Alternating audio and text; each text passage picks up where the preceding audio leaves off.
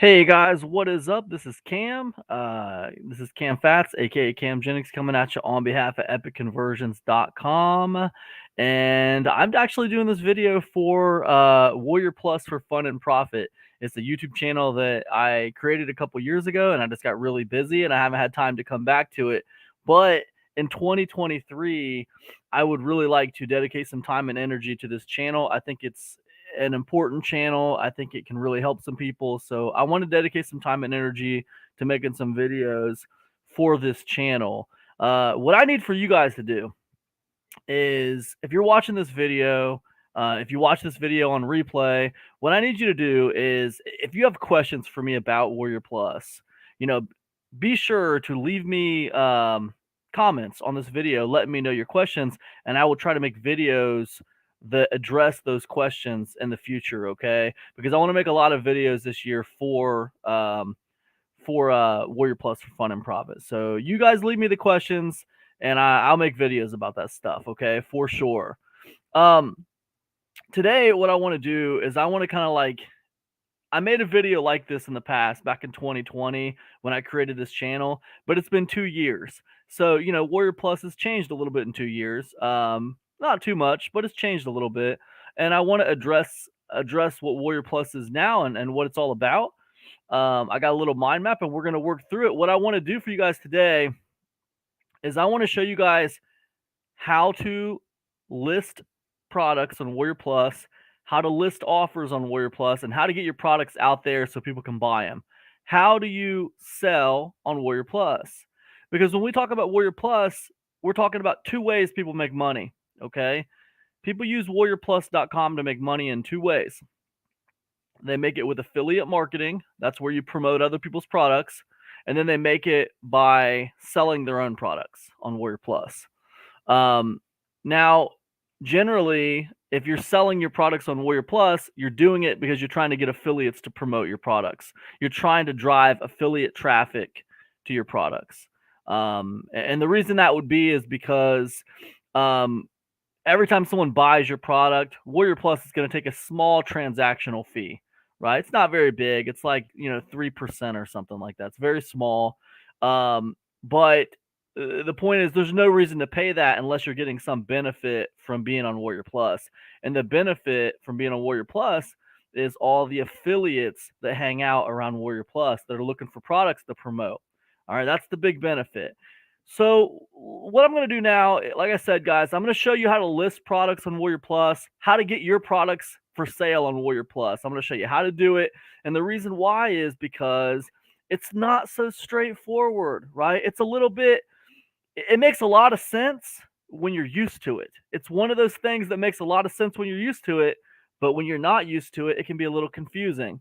But we're going to get into it today, guys. And I want to basically show you, how to launch products. I'm going to give you a brief overview on how to launch products for profit using the Warrior Plus network. Okay, so let me go ahead and share my screen, and we're going to go over to a mind map. Now, I actually have a product right now that I'm going to be putting out. It's a Black Friday special. It's going to be Black Friday through Cyber Monday. I'm going to be putting that out to the public. And what I need to do is I need to get it listed on Warrior Plus. So I'm actually going to go through my process of listing my product on Warrior Plus so you guys can see exactly how I do it. Okay. So anyways, before we do that though, let's talk about the create. Let's talk about the package, and let's talk about the release, right? Because when we talk about launching low ticket products, this is the 2023 Warrior Plus launching guide to low ticket products. All right. So when we talk about launching low ticket products to make money, it's a 3-step process, you guys: create, package, release. Those are the 3 steps. So let's take it one step at a time and let's walk through this. Okay, guys? Now, if you're a member of my Insiders Club, you can find that over at epicconversions.net. But if you're a member of my Insiders Club, I want you to know I'm probably going to take this guide. I don't know how long this video is going to be, but I'll probably take this guide and I'll break it down into tinier videos, and I'll make it like a simple little bonus course for you guys, and I'll put it in the Insiders Club for you, just so you know, just for your reference. But for the YouTube channel here, it's just going to be this kind of big long video, but the information's going to be here. It's just not going to be quite as easy to get through because this is a big long video. But anyways, that's all right. No big deal. Create, package, release. Okay, let's focus on create. Okay, what you want to do is you want to create a product that solves a single problem in your niche. Okay, we're talking about this idea of low ticket products, you guys. I'm talking about products that cost less than 20 bucks. And you might think, why would I sell a product that costs less than 20 bucks?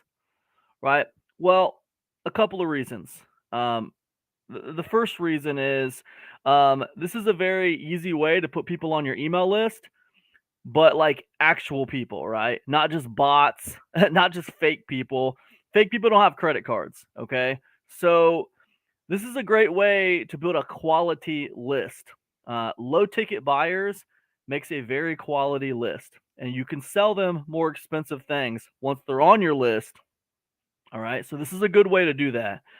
Also, this is a great way to build a network of potential alliances, right? Other people who launch low ticket products, you can collaborate with them, you can network with them, you can build alliances with them. So this is very valuable as you move forward in online business, right? So these are a couple of reasons why you would launch low ticket products.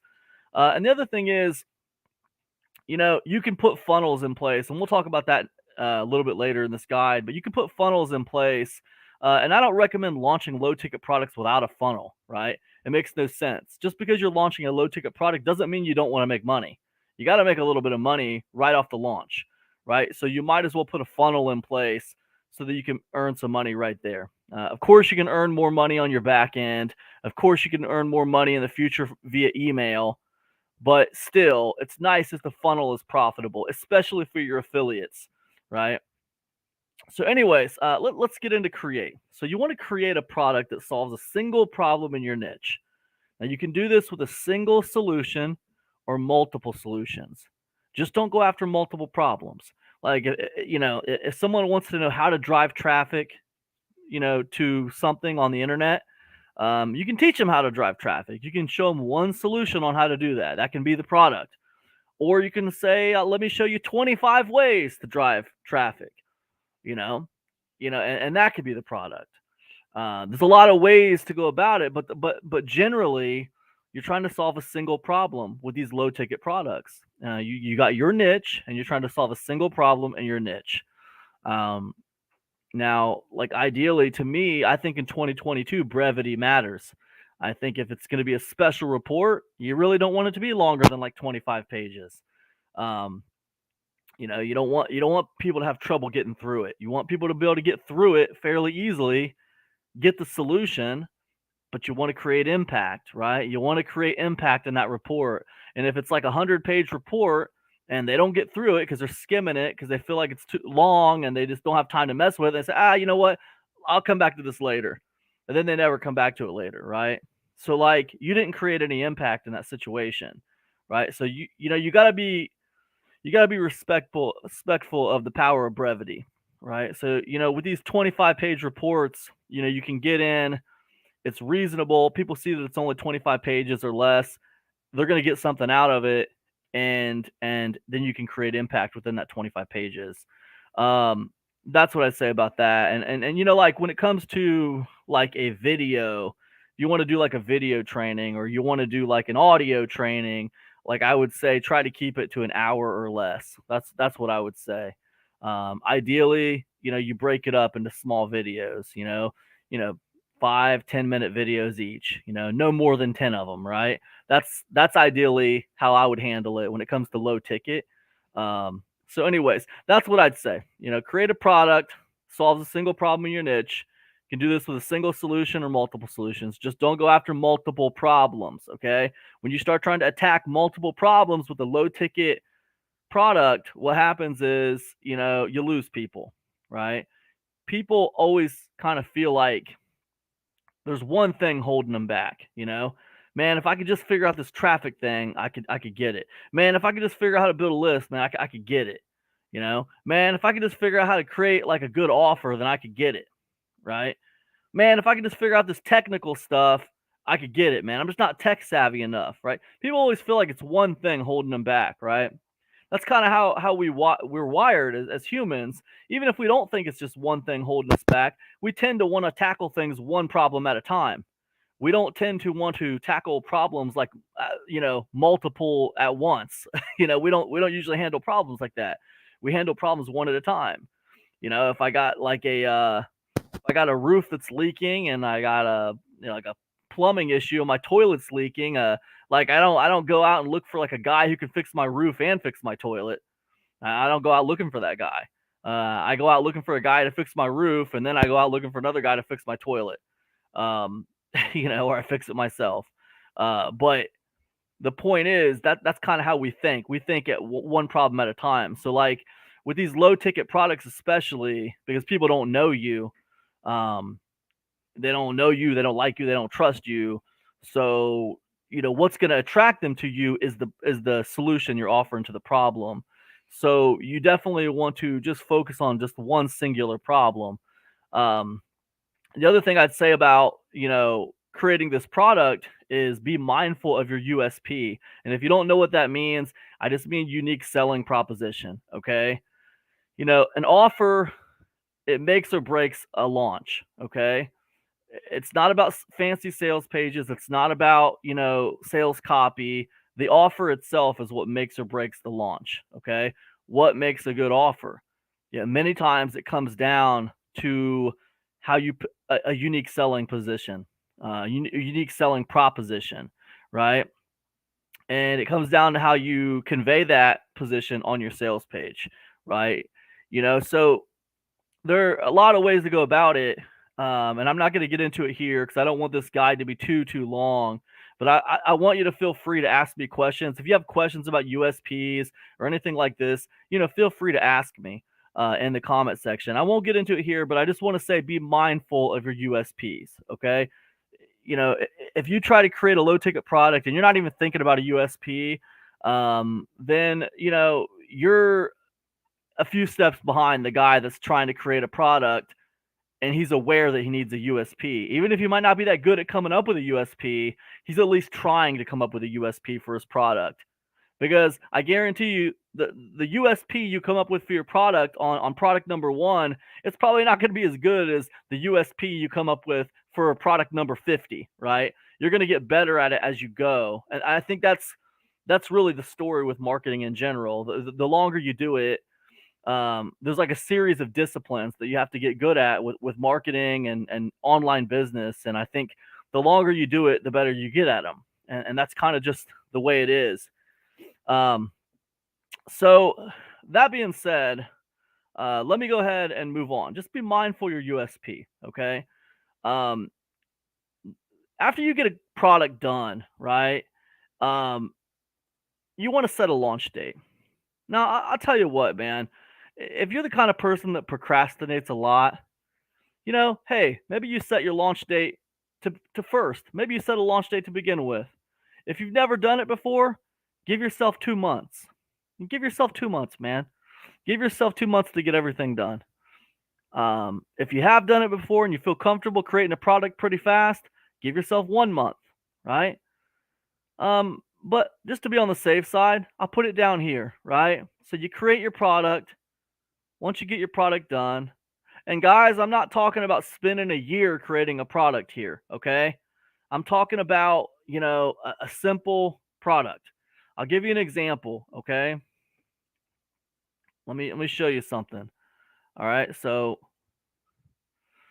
this product right here is called low ticket affiliate recruitment, okay?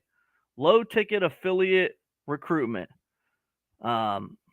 So what is low ticket affiliate recruitment? If we open it up, this is a product I created not too long ago. So we open it up and we see we got a cover, right? It's a PDF. It's got a cover, low ticket affiliate recruitment, and an Epic Conversions original release. It's got a little cover right here. Okay. Downloadable copy, little message for people. If you have this special downloadable edition of low ticket affiliate recruitment, it's because you purchased the product and have been given this copy of it personally by Cam Jennings. That's me. It is not to be distributed freely to people who have not bought the product. Little message. Then we got a little legal page here, right? Now you guys can put a little message and a little legal page. This doesn't take much. This is a simple 6-page navigational, okay?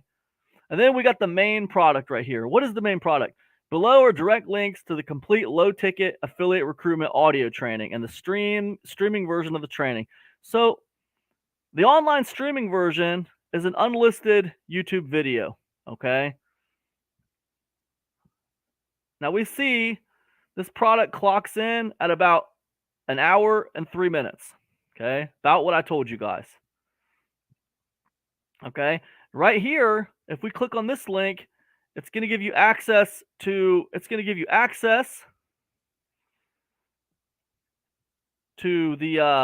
zip file for the MP3s. We got 10 audios. That's what it is. Low ticket affiliate recruitment's 10 audios. This is an audio training, right? I love audio training, as you guys, and I'll tell you why. Because audio trainings present an opportunity for passive learning. People can do other things while they're listening to it. They can vibe on it while they're doing other stuff, right? That's powerful. You know, I can listen to an audio training while I'm on an exercise bike. I can listen to an audio training while I'm walking my dog. I can listen to an audio training while I am going to the grocery store to pick up some groceries and do some grocery shopping. I can do other things while I'm listening to this. So I can be learning and doing something else. And in this world where everyone feels so busy, audio trainings are very powerful, right? They are passive learning. This is very cool. Anyways, that's one of the reasons I like audios. Another reason is they're not resource intensive. They're not very big. These files aren't very big, so they're not resource intensive. Another reason I like them is because they come together pretty easily, right? They come together pretty easily. It doesn't take long to record a 10-part audio training on something. So that's one, some of the reasons I like them. Now, there's nothing wrong with other, other kinds of, sorry guys. There's nothing wrong with other kinds of trainings. I've done video trainings like the one I'm doing for you guys right now, video training, and I've done written trainings plenty of times. Okay, so this is I'm just saying I like them all for different reasons. But sometimes I do really enjoy the audio training when it comes to creating content. Anyways, so what do we got? We got the main training. Got a little video up here about how to access your content, right? That's fine.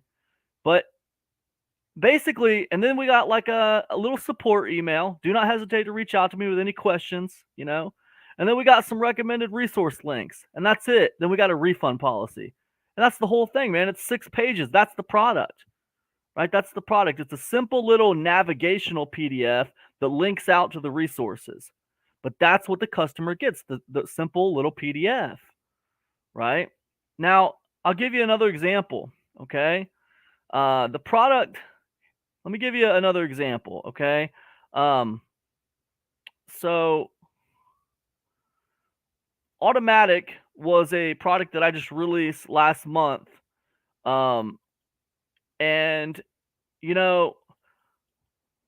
what it is, let me just open it up for you, because what it is, Automatic, the product is a set of 14 emails, a premium 14 email newsletter about creating a membership business. Okay, these are the emails.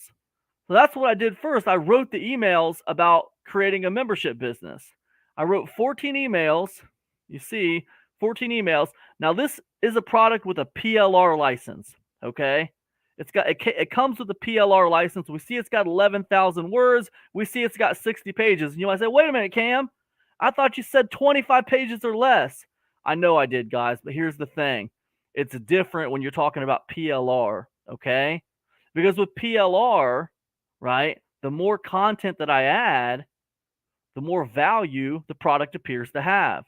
Because people aren't just buying this for knowledge. They're buying it for utilitarian purposes. They're buying it to use it, right? So if they're buying it to use it and not just to learn from it, now it's not about them reading all of it. Now it's just about them using it. So the more I give them, the more they can use, so it equals more value, right? So the 25-page thing doesn't really apply when you're talking about PLR. But the point is, this is the product, right? It's a 60-page, it's basically 14 emails. It doesn't matter about how long it is. It's 14 emails that's about one subject. It's a newsletter. It's a 14 email newsletter about creating a membership business. So I started with this. I wrote the emails. Okay. After I wrote them, I wrote them in a Google Doc, and then I downloaded them in several forms, right? The Word document form, the open document text, the PDF form, the rich text format, and the text document. I took these guys and I just put them in a zip file right there. Zip file. Okay. Then I got a little official PLR license I made for them, right? Made a little PLR license for them, right? To show people what the rights were. This is what your rights are with this thing, okay? And you got to tell people what the rights are, you know? Especially when you're doing PLR, it's important. I made a little cover for it. And anyways, the point is, when I was done with it, when I was done with the parts, I just made a PDF navigational. Simple 6-page PDF navigational, guys. This looks familiar, right? The same kind of thing. Automatic. And Epic Conversion's original PLR release. There it is. There's the cover I created. I created this in Canva, guys. You don't have to be some kind of graphical design wizard, okay?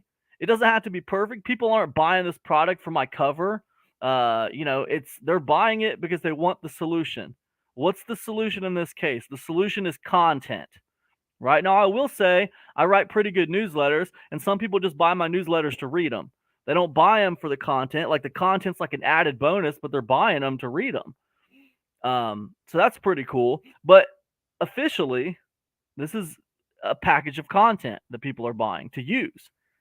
So anyways, so that, similar right here, and then we got the main thing right here, how to access your content. We got the newsletter. I gave them the unbranded cover art, gave them the PLR license, gave them a few bonuses, and then this is just a link to something in my sales funnel. We'll talk about sales funnels in the next part, but like the point is, this is just a link to something else in the sales funnel, right? And then this is some additional resources, and we'll talk about that later. But the additional resources, it's a way for me to offer other things that I have for sale, and it's also a way for me to allow some of my affiliate friends to add bonuses to my product, right? Because if I click on this, it takes me to this page, and some of my friends who have bonuses they've added. Okay, so now my customers can get bonuses, right, from these other people. Now you say, well, why would you do that? Well, I do that to incentivize them to promote my thing. But what do they get out of it? Well, what happens is when someone clicks on one of these links, they go to an opt-in. All right, and when they go to an opt-in, they have to opt in to get the bonus. So what happens is these guys get a buyer lead, right? They get a lead from me, but this person has bought a product. They're a proven buyer. So this is a special lead. It's not just a normal lead. It's not a freebie seeker. It's a buyer, right? So it's a valuable thing. All right. So anyways, that's another example of a product. Now this product did thousands of dollars. This product sold for like $2,000 or $3,000 in sales. And it was a $5.99 release. $5.99 release. Okay. I'll tell you exactly how much it made in sales. I don't remember off the top of my head. But we can look at automatic. And we can say, okay, well, how much did it make? What are we talking about here? This simple PDF with a package of emails. What did you make off this package of emails? How did it go? Well, I'll show you what happened. I mean, it's not like it made me millions of dollars or anything, but it was profitable. And if you put releases like this out regularly, you can be profitable. And not only can you be profitable on these front end low ticket products, but you can put other offers for sale in your back end, and you make a lot more money. All right. And you don't have to run those offers through Warrior Plus. In fact, when you offer people mid ticket and high ticket products, I don't recommend you run them through Warrior Plus because, you know, why would you do that? Why would you give Warrior Plus a percentage of that high ticket sale when you don't really need them for that? Right. So this is just low ticket Warrior Plus offers. And as we can see here, the automatic did like 2,300. Okay. So this is the kind of stuff, that you can do with these low ticket offers. And it's not like a lot of traffic, guys. Automatic had 1,300 visitors to the sales page. Okay. So, but if you're consistent, you can do pretty well. All right. You can make a lot of money on Warrior Plus if you're consistent. Anyways, let me get away. We don't need that right now, and we don't need this right now. So, anyways, you set a launch date. Okay. So create a product that solves a single problem in your niche. Create a product that solves a single problem in your niche. And you can solve it with a single solution or multiple solutions. Just don't go after multiple problems, right? Solve a single problem. Be mindful of your USP, okay? And set a launch date. All right? Don't take forever, okay? If you're setting your launch date longer than 2 months away, you're not trying hard enough or you're not serious enough. It shouldn't take longer than 2 months to get a low ticket product out. All right? That's ridiculous. I don't care how new you are, you should be able to make it happen within 2 months. All right? That's the bottom line. People like specifics online. They don't like marketers to be vague with them. They hate hearing it depends. People ask me questions, I say it depends, and they hate it, right? So I'm going to be specific with you now, and I'm going to tell you if you take longer than 2 months to get a product out, you're taking too long and you're not trying hard enough. You're not taking it seriously enough. That's the bottom line. All right. So I'll be specific with you in that situation. Everybody's different. Everybody's got different things going on in their life, health problems, marital problems, life problems, kid problems, you name it. Runs the gambit. Everyone's got problems. It doesn't matter, man. It doesn't matter.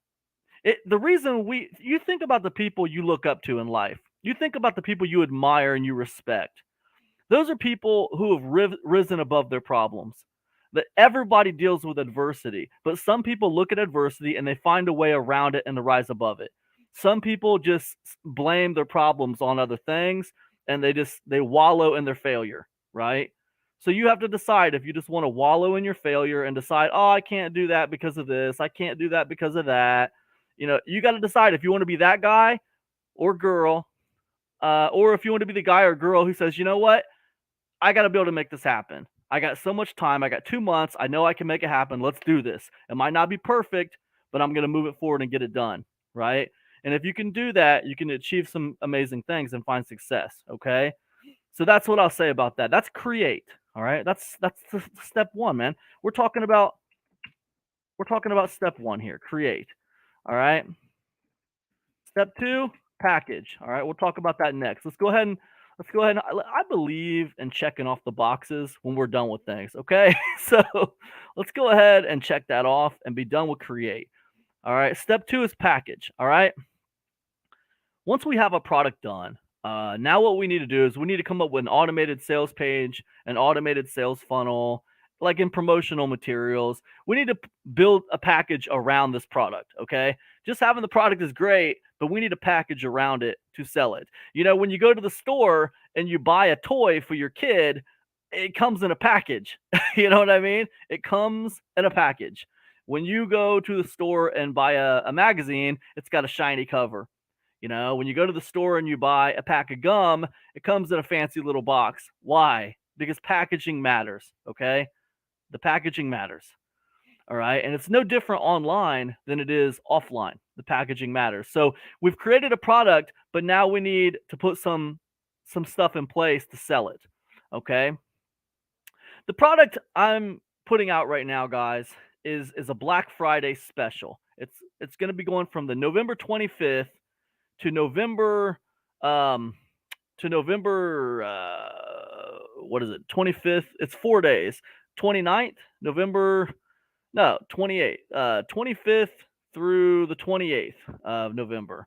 And it's gonna be going for 4 days. You know what I want to do? I want to I kind of want to share this Um, maybe I'm getting a little too fancy. You know what? It doesn't matter. I'm not going to worry about that right now.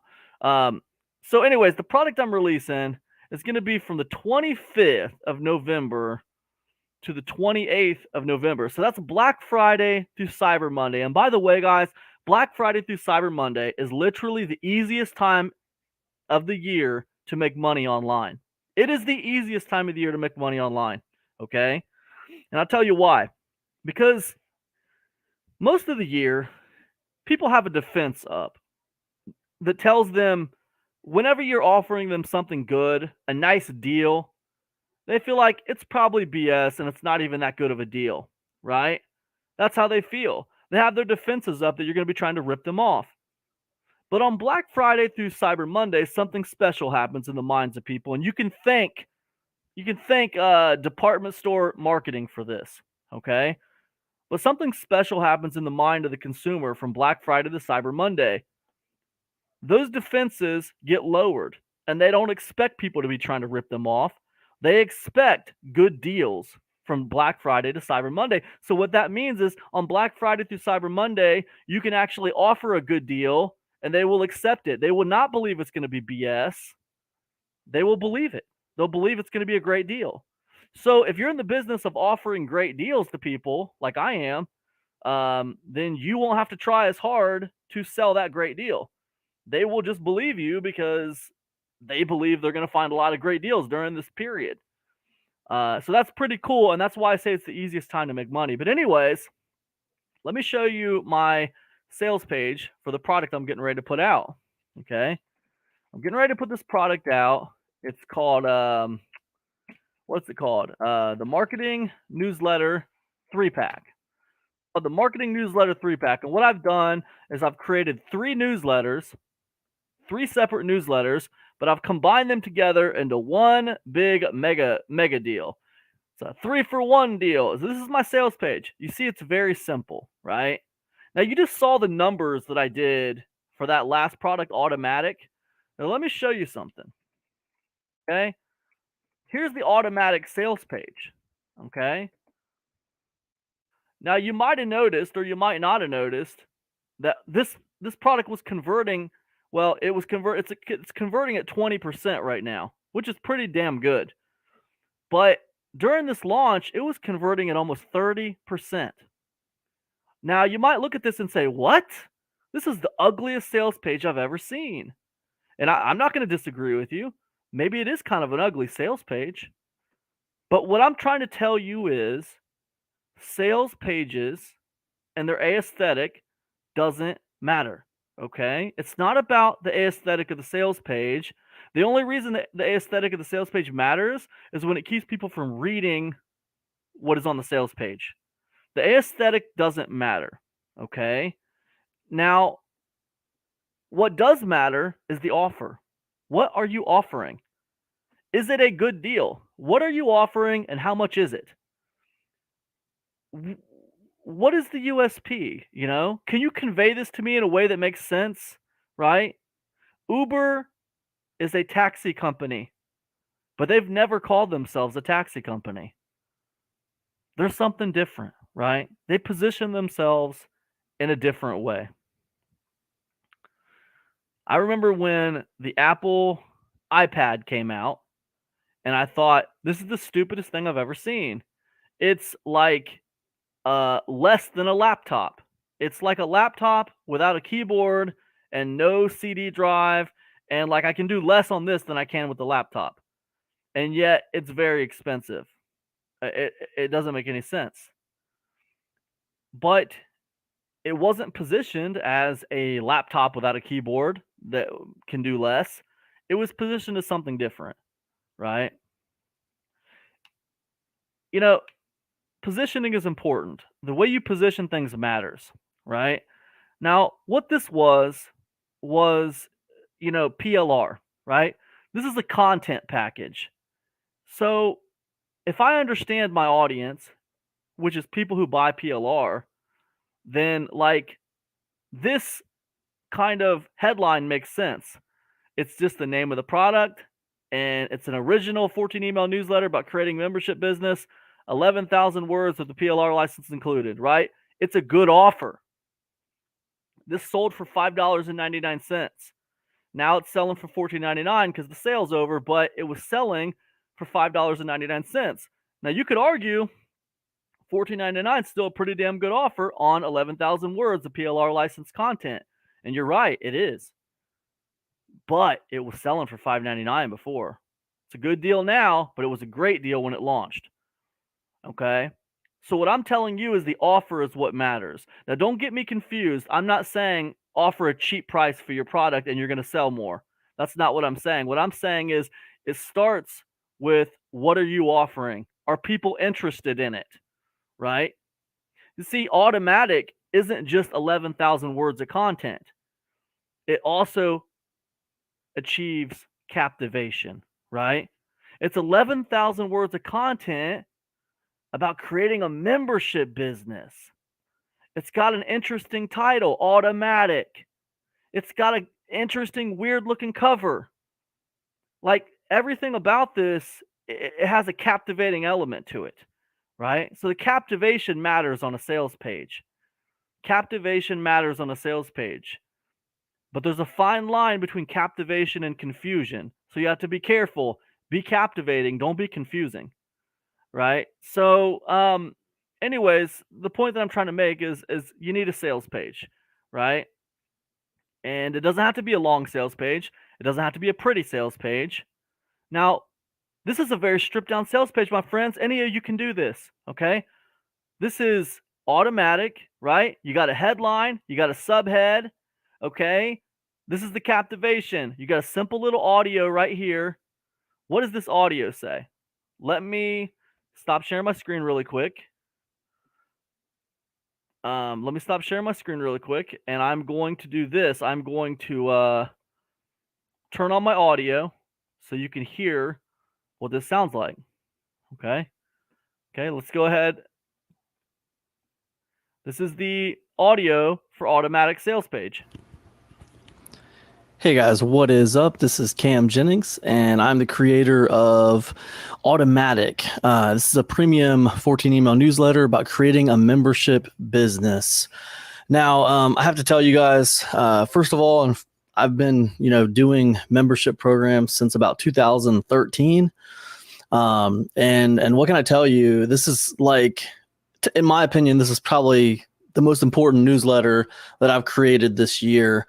I think that membership programs are truly the financial foundation of all online business.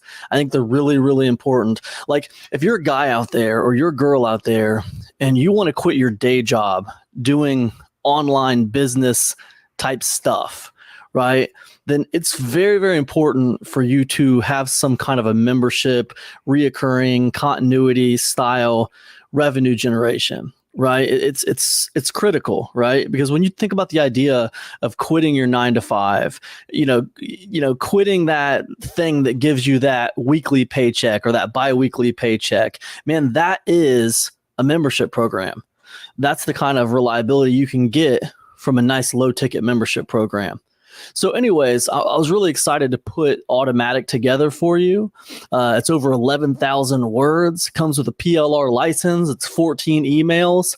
And what can I tell you? It's really going to help people. It's game changer as far as I'm concerned. So anyways, I'm excited to get it out. All the details are down below on the sales page.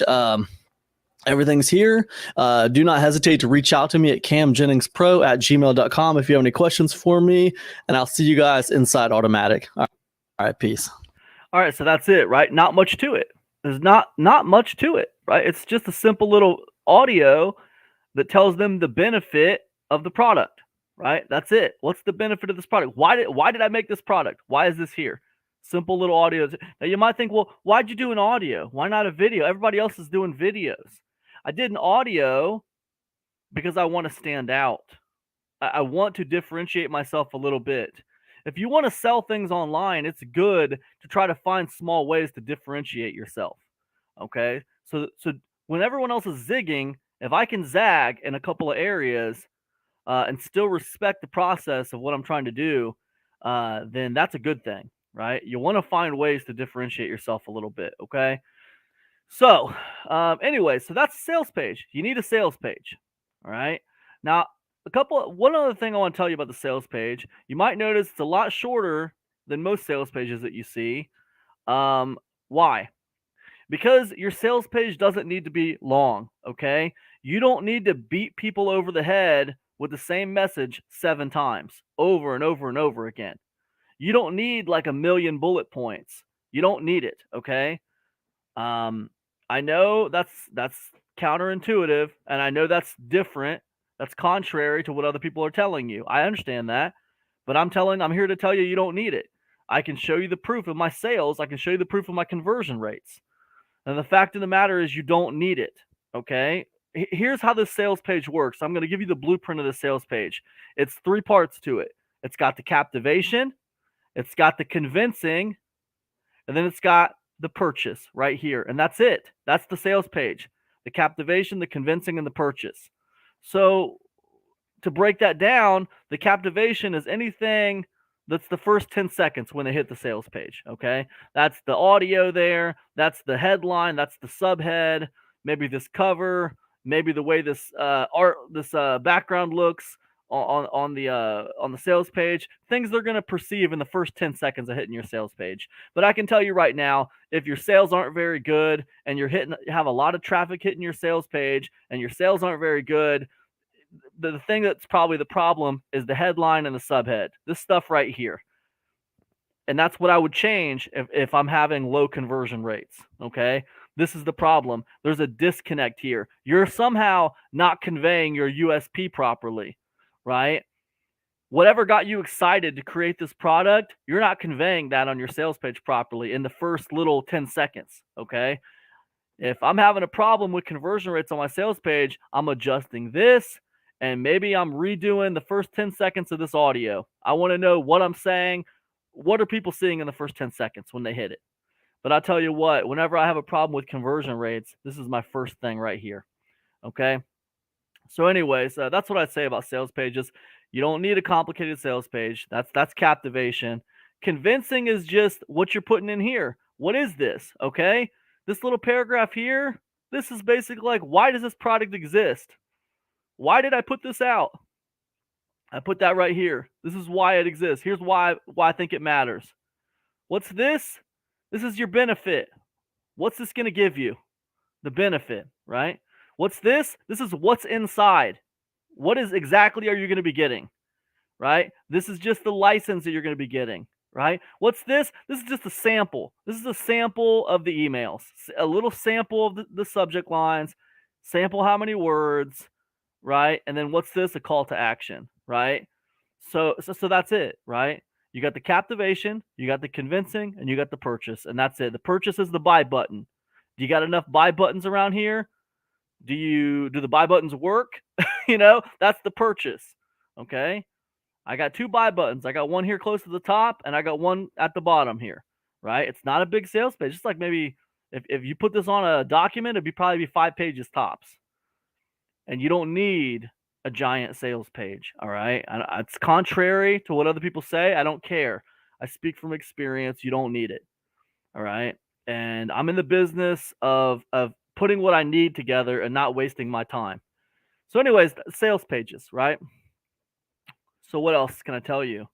So this is my sales page for the new one. As you can see, it looks very similar to the sales page from the old one. Why? Because if it's not broke, don't fix it.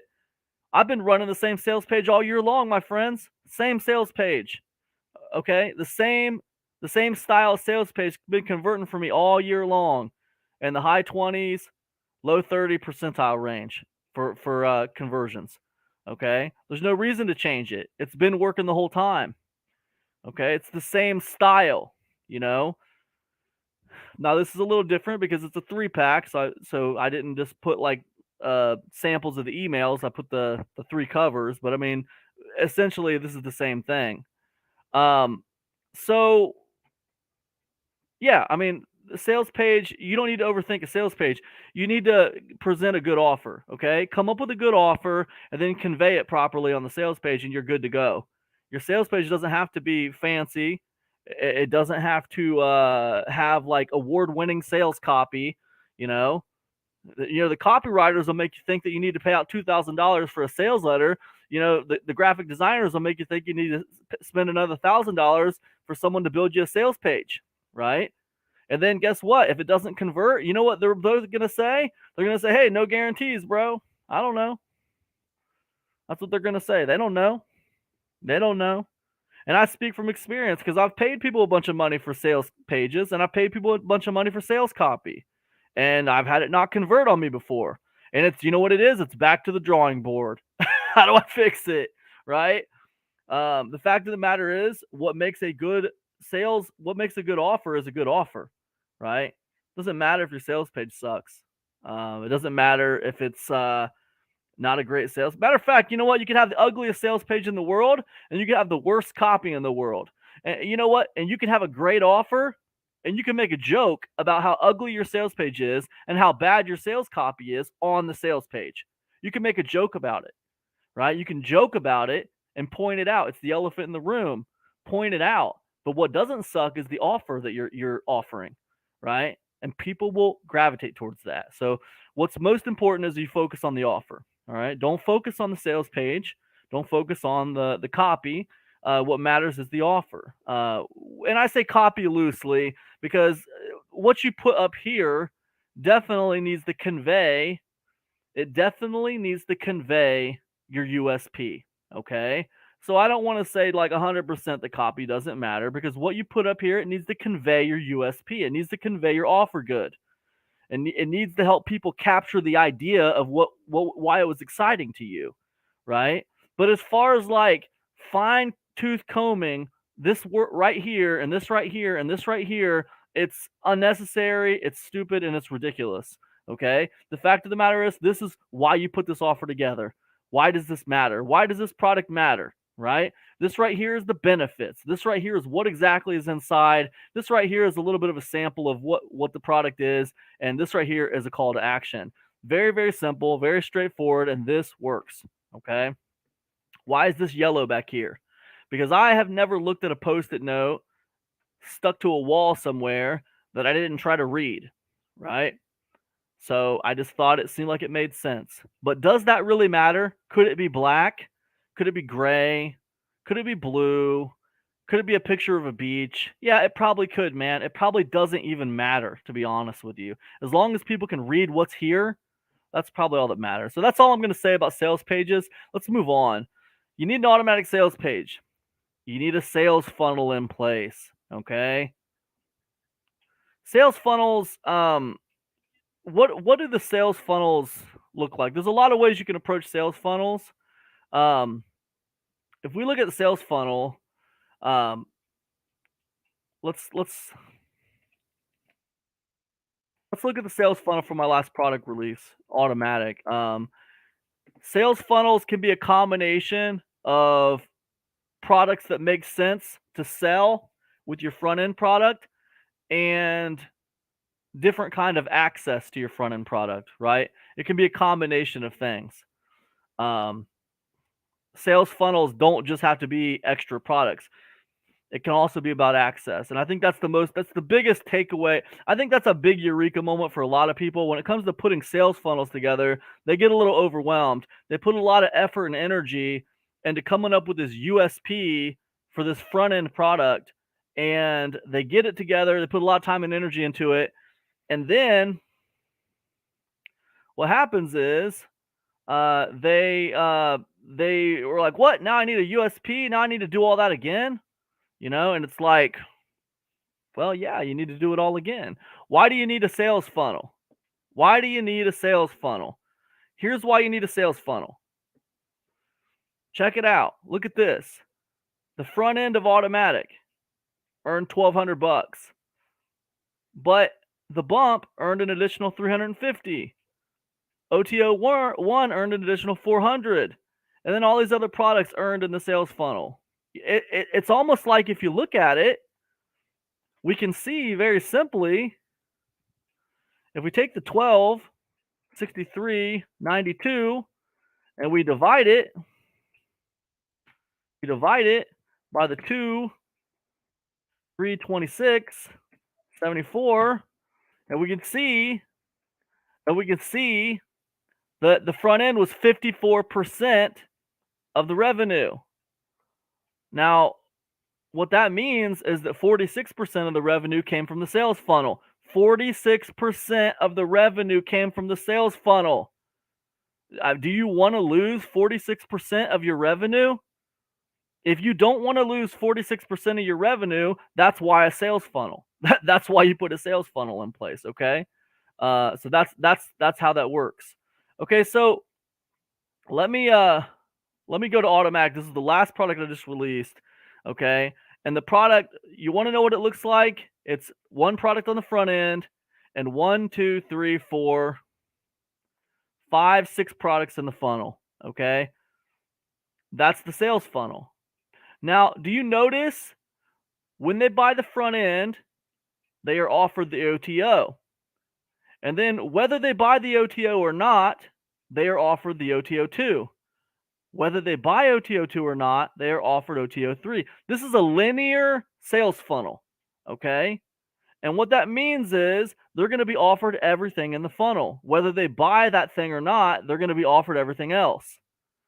If they buy the front end, they will be offered everything in the sales funnel, whether they buy it or not. So this creates maximum revenue, okay? If you don't do it this way, you will start to lose money in your sales funnel, right? Like if I had it like this, if I said, okay, if you buy the 5 newsletter bundle, then I'm going to send you on to this. But if you don't buy the 5 newsletter bundle, you know what I'm going to do? I'm going to make a discount and I'm going to make a 3 newsletter bundle and I'm going to offer it for a little bit less. And that's going to be DS1 and that's going to live right here. So if you buy this, you're going to go here. If you don't buy this, you're going to go here, right? And then whether you buy this or don't buy this, you're going to go here, right? And if I played a little game like that, and I've played little games like that in the past, right? And that's fine to do that. But what you got to understand is that mathematically, you start reducing the size of your sales funnel when you do that, right? You start reducing every time someone buys something, your sales funnel just got smaller. They're going to be offered less things because you're leaving out the downsells now, right? They're not going to be offered the downsell because they bought the OTO, right? So this is not good when it comes to maximizing profits in your sales funnel. The only reason you should be doing that is if you're really short on time and you need to put a funnel together really quickly. And you can't put a linear sales funnel together. That's my opinion on it, right? A lot of people do it the other way.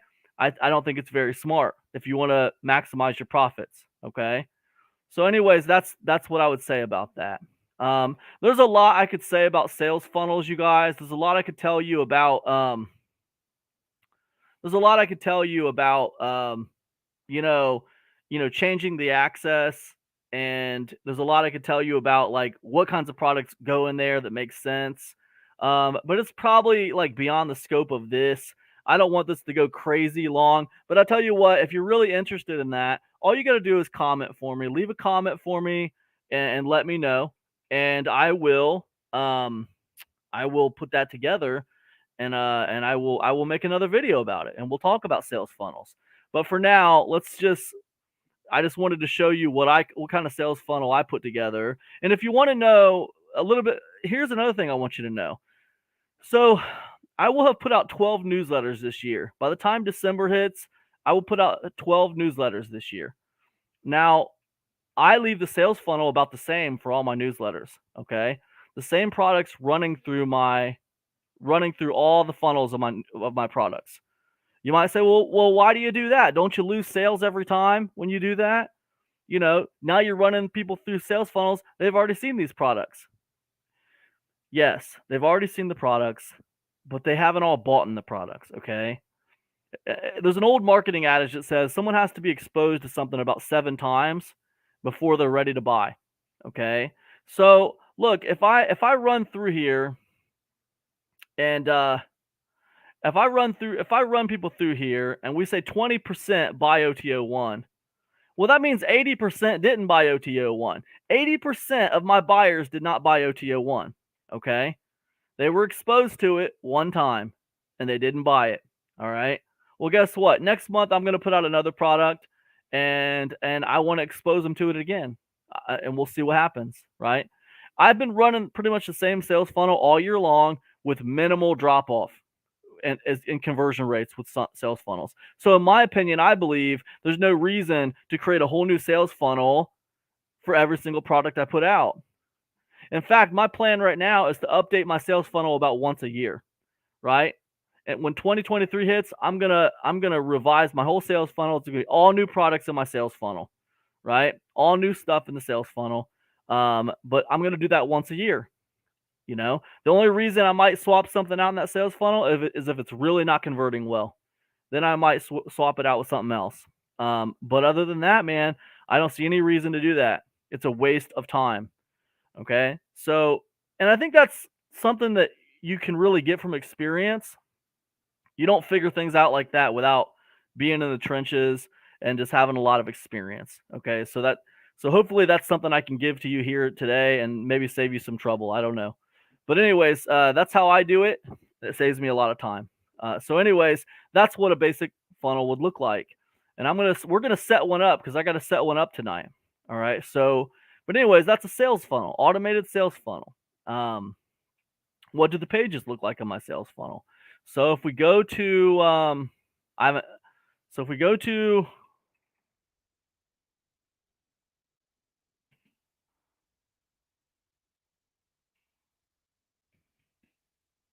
if we go to automatic and we go to OTO 1, see this, right? And this is what OTO 1 looks like. It looks familiar, right? You got a basic, got a headline, got a subhead, got a simple little video. What am I talking about on the video? I'm basically just talking about, hey, thanks for buying the front end product. Here's what this is. Here's why I think it matters, right? Here's what this is. Here's why I think it matters for people who bought the front end product, because that's who you're talking to. People who bought the front end product. Here's what this is. Here's why I think it matters for people who bought the front end product, right? That's what it is. And then what's down here? I'm just telling you what's in the package. Here's what you're going to get. Here's exactly what you're going to get. And call to action. Then we got refund policy. That's it. That's it, right? Simple OTO 1.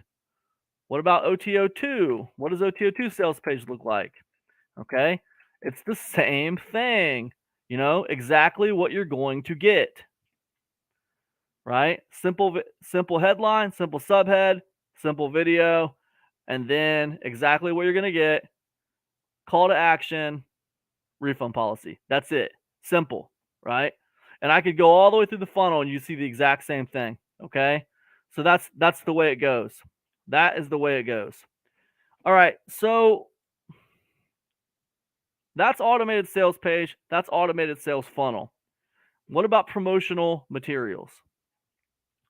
Well, promotional materials are, to me, like when I do promotional materials, one thing I like is I want a JV page set up if I'm going to do a public release. So this new product I'm getting ready to come out with, it's called the marketing newsletter 3-pack. If I go to JV, I like to create a JV page, right? If I know that I'm going to run affiliate traffic for a launch, then I like to do a JV page. All right. So this is my JV page. It's a simple headline, subhead, when's it launching? I usually put a little video that just basically says, hey to the affiliates, and talks about what the product is and when I'm launching. I just reiterate basically what's on here. I got a little approval policy terms because I don't approve everybody. So I put that here. And basically just a link to the sales page, a link to the affiliate to get their affiliate link on WarriorPlus, show them what the funnel looks like, descriptions for the products in the funnel. Why? Why do I take the time to put descriptions for the products? Because they use these descriptions on their blogs, on their YouTube videos. They use this stuff. That's why I put it here. Okay. And then just a simple product demo, right? Simple product demo. And that's it. And then some contact info, right? And that's what I put, right? And that's the JV page. Then the other kind of promotional material that I put is like on my Facebook. I'll do like a Facebook banner in Canva, And you can see like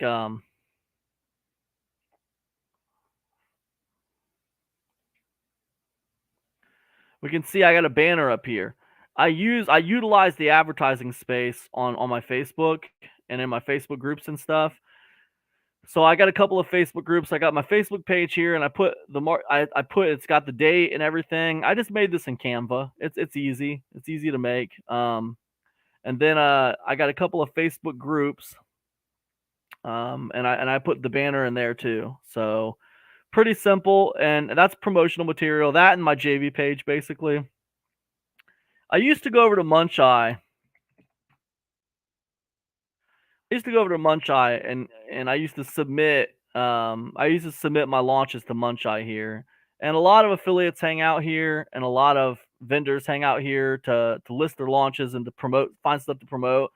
I haven't really been doing it that much this year, just because I ran into some affiliate scam stuff, and I just don't know. I don't know if it has anything to do with this at all, but like I just decided to kind of skip the Muncheye thing for a few months. Maybe next year I'll revisit it. I don't know. But anyways, for promotional material for me, guys, I usually just I just do my Facebook banners, and I'll do like a JV page. Okay, so that's what I'll do. Okay, now we're gonna get to release. All right, so let's go ahead and let's highlight this. Okay, boom. All right, let's get into release. All right. What do we got to do to release this thing? All right. First things first, I got a product. I'll show you the product. This is the product I'm putting out. Okay, I got it done. It's called the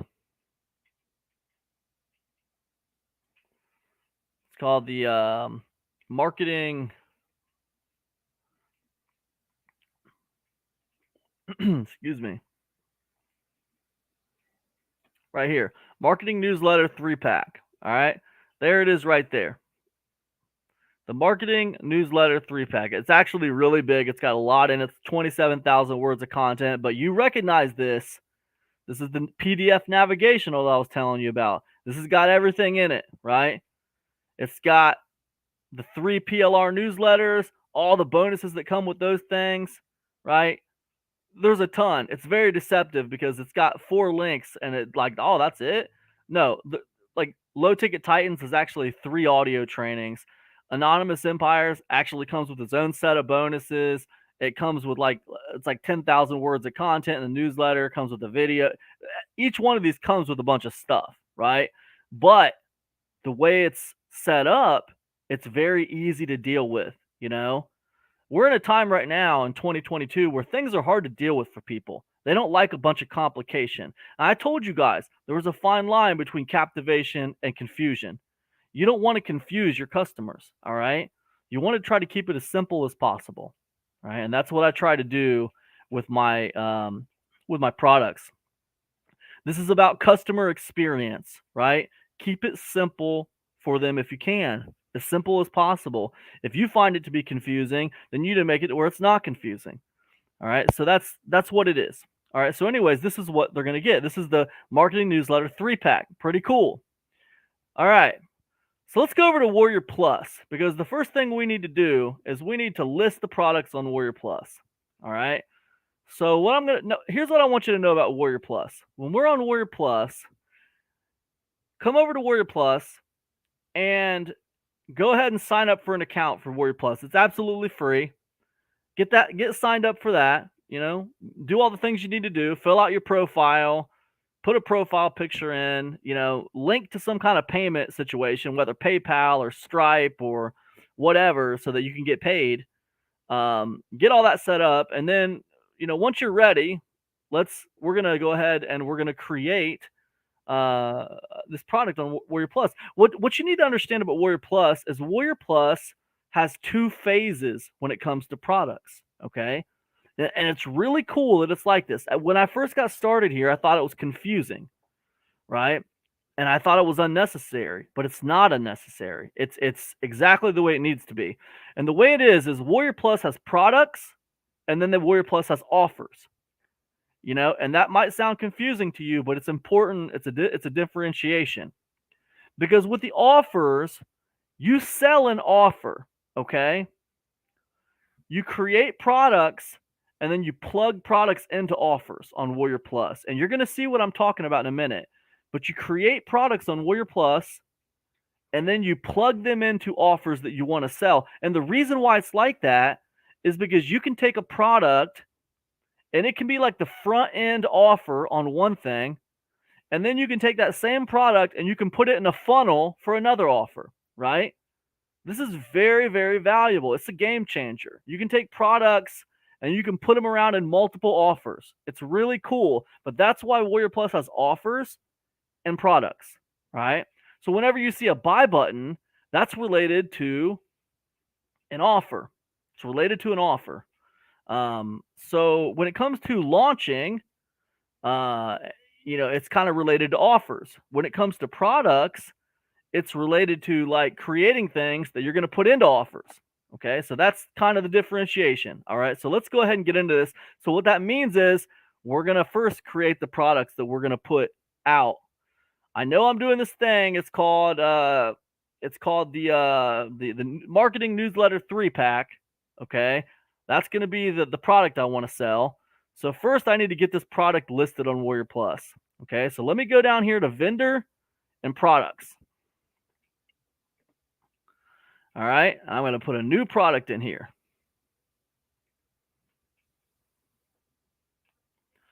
So we're going to call it, this is the product name right here. We're going to call this the marketing news letters.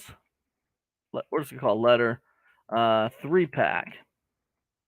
Okay, now it's asking for product image. Now we see the image should be 125 by 125. So let's go ahead and create one really quick. I'm going to go over to Canva. All the Warrior Plus images that I've been doing this year, I just try to keep images and stuff like that kind of congruent. If you look at my product titles, look at the cover for Dereliction Destroyer. It looks similar. It's different but similar, right? Look at Anonymous Empires. Look at Dereliction Destroyer. It's similar but different. They're all 2D flat covers. They all kind of have this band at the top with the title. They all have this little black line with the subtitle. Sneaky Lost Dogs the same way. You look at like low ticket sales funnels at work. I try to stay congruent with my product releases. I try to have congruency. Why do I do it? Because I'm trying to build brand equity. All right. You see that it says Epic Conversions Presents at the top, right? You see that it says Epic. Well, once it loads up, you see that it says Epic Conversions Presents at the top. And you also see that the product covers all look similar, right? It's because I want them to know this product came from the same place. I'm trying to build brand equity here. Now, maybe next year I'll change my product cover. But if I change my product cover vastly, then I'll leave it that way most of the year because I want people to know I switched up the way my packaging looks, but it's still Epic Conversions, and I'll do lots of product covers in that same grain. Okay, so this year, right now, this is kind of what my product covers are looking like, and I keep them all fairly congruent. Okay, so anyways, I just wanted to point that out. It's about brand equity. Low ticket products come and go, but the brand that you launch them under is memorable. It stays. So you want that memorable brand, right? So anyways, so we're talking about the little image that goes on Warrior Plus, and so here's an example of a little image that would go on Warrior Plus. You see it's 125 by 125. So why don't we just take this and we'll copy it in the spirit of just time, and I'll bring this up here. So we got a 125 by 125 image, and the cover is gonna change, right? We're gonna change this. The cover is gonna change. Why don't we change the background too? Why don't we make the background kind of like a, no,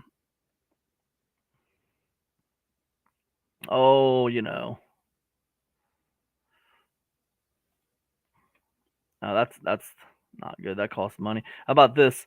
Boom. There you go. That's not bad.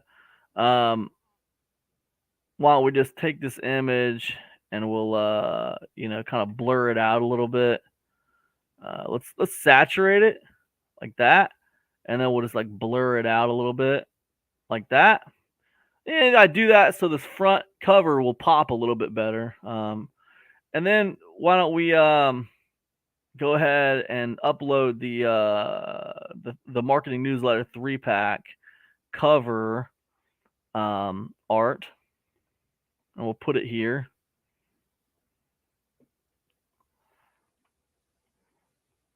And we'll just put it over top of that other one, so we got a little bit of a guide here.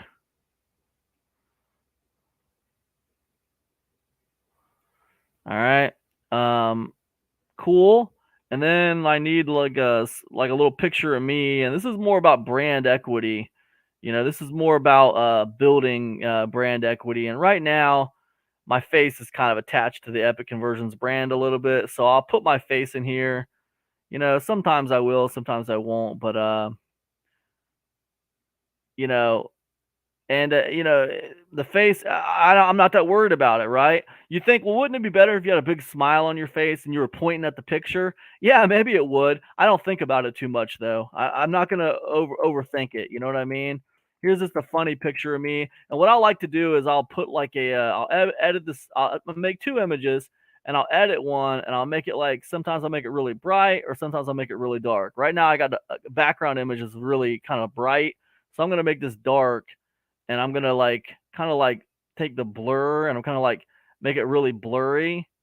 And then I'll bring this down, so it kind of creates it makes it pop a little bit, kind of so I don't blend into the background as much. And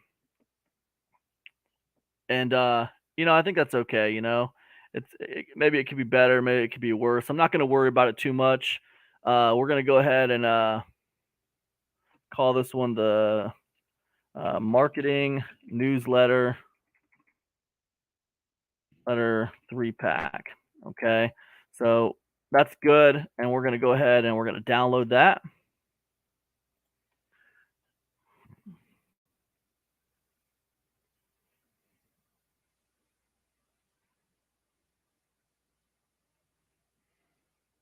All right, very cool. And I think that's all we need for Canva. We'll go ahead and get out of Canva, back over here to WarriorPlus, and we're going to go ahead and very cool. Let's go ahead and we're going to browse.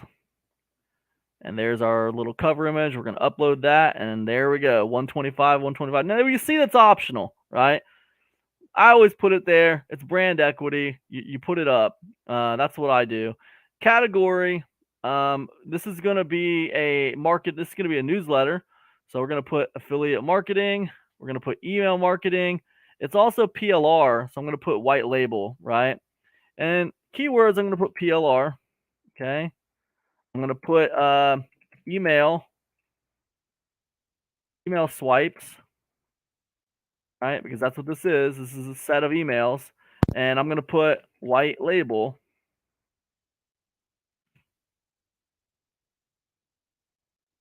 Right. So content type. This is the kind of content this is. We're going to put ebook. It also comes with video.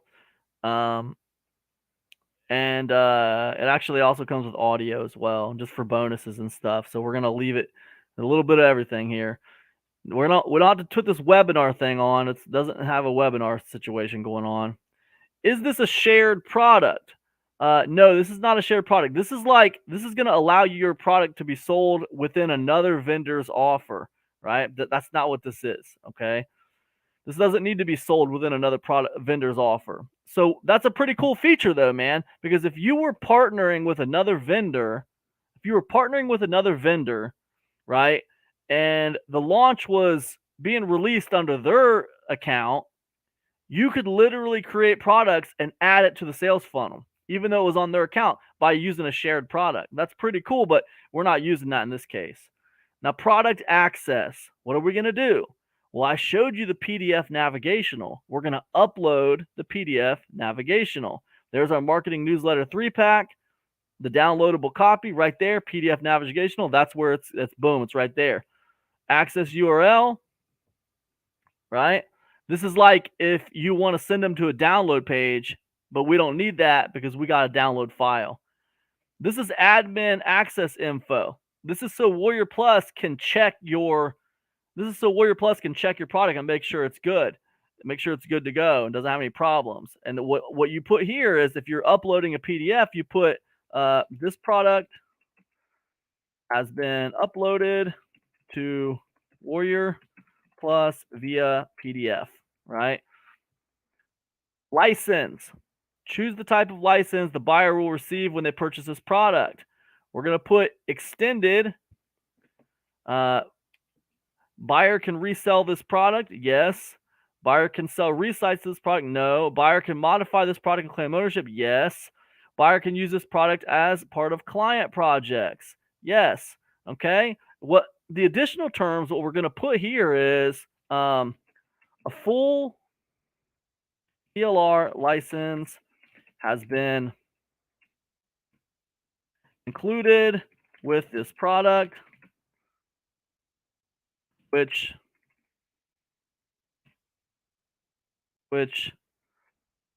explains all license rights. Right? So refund and return policy. Now, this is a PLR product, and PLR products, I don't give refunds on PLR products, right?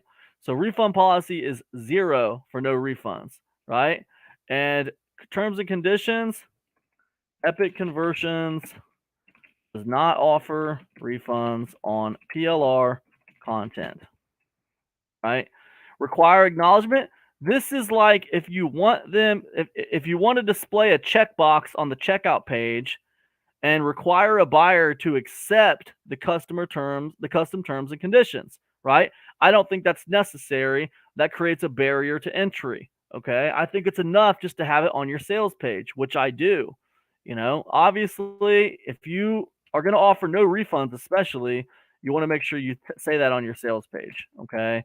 So we go to our sales page here, and we see on the sales page, we scroll down at the bottom, and we see refund policy.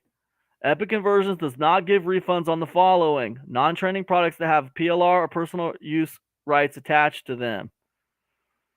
Non-training products that have PLR or personal use rights attached to them, i.e. a series of emails or articles. That's what this is, right? Then it's got earnings disclaimer, it's got liability. But the point is, we got a refund policy right here on the sales page, okay? So that's enough. If you want to require acknowledgement, that's totally fine. That's up to you. Personal preference, okay? Support email, you put your support email in here. All right, very cool. All right, support URL is like if you have like a support desk. If you have a customer support desk and you don't just use the support email. Depends on what you want to do. Sales notification, you can set that on or off. Every time you get a sale, it'll bing you or whatever by email or whatever. And I have that on. You don't have to have that on if you don't want to. Product status, open, available for sale. Okay.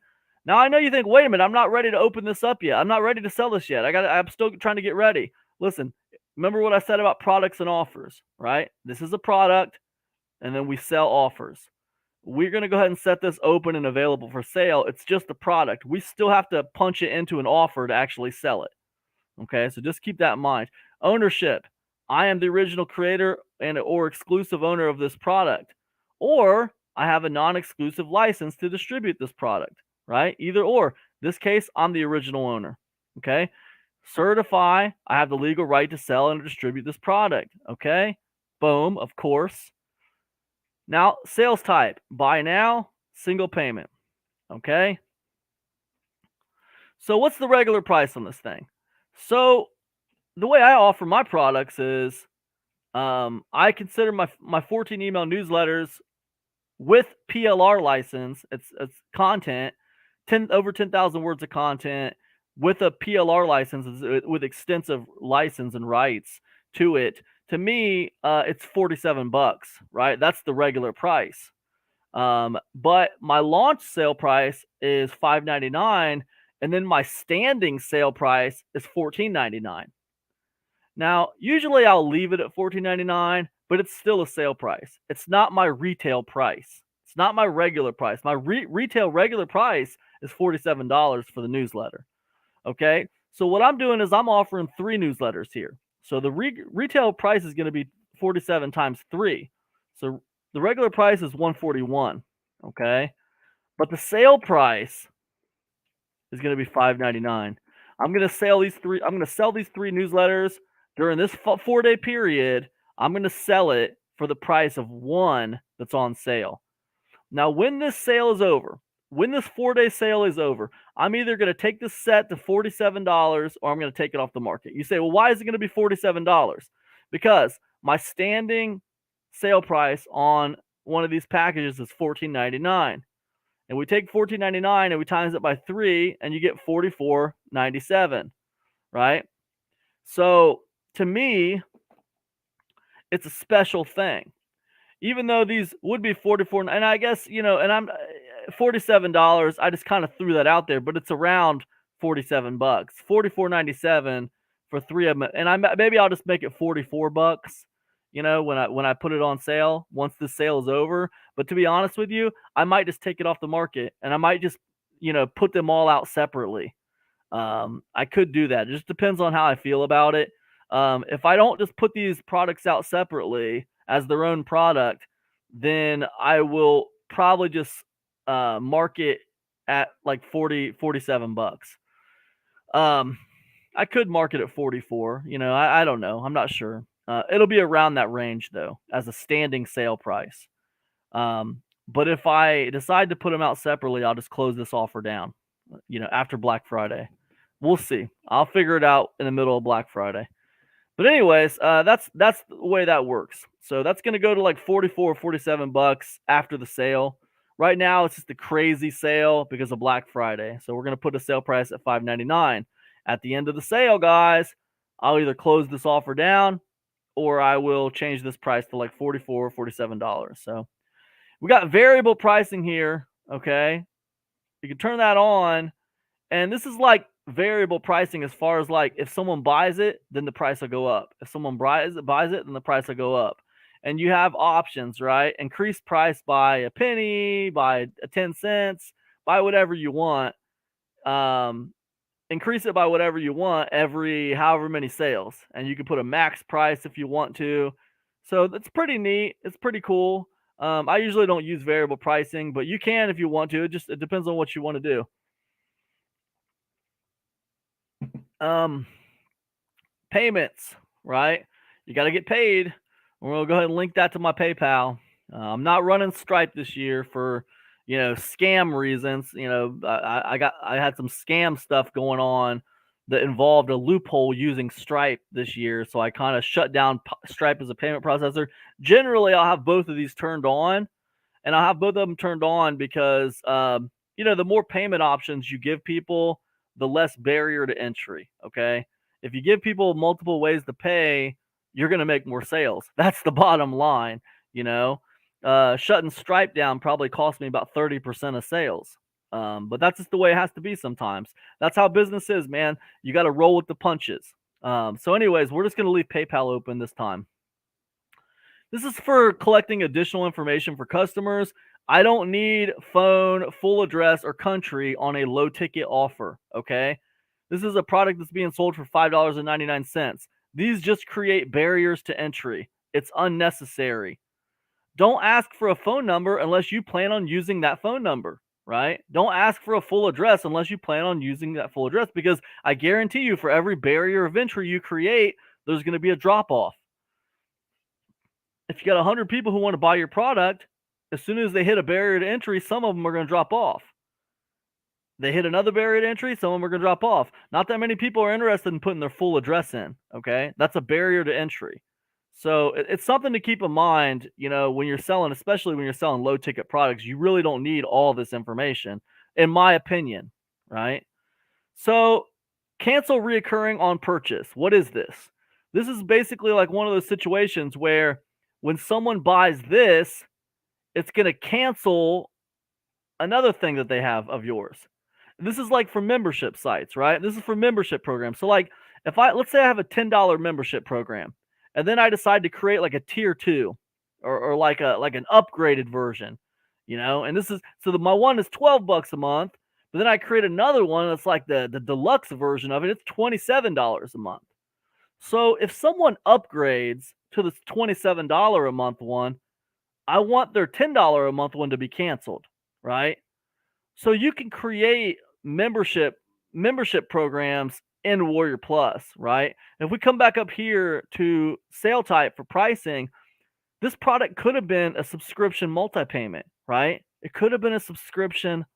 This could have been a membership option where they just get charged every month or every week for the product, right? And if it was a membership product and there was a situation like what I was talking about where you had like a one tier and then you had a tier 2, you had a $10 and a $27. If they upgraded to the $27, you'd want them to cancel out of the $10 one. You want that to be automatic.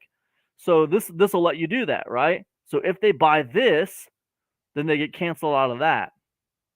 Or if you wanted this to be like a lifetime purchase option, let's say they were in your $10 a month membership program, and then Christmas time came around and you decided to offer lifetime memberships. All right, you just pay me $200 and then you don't have to pay for the membership anymore. That's a lifetime access.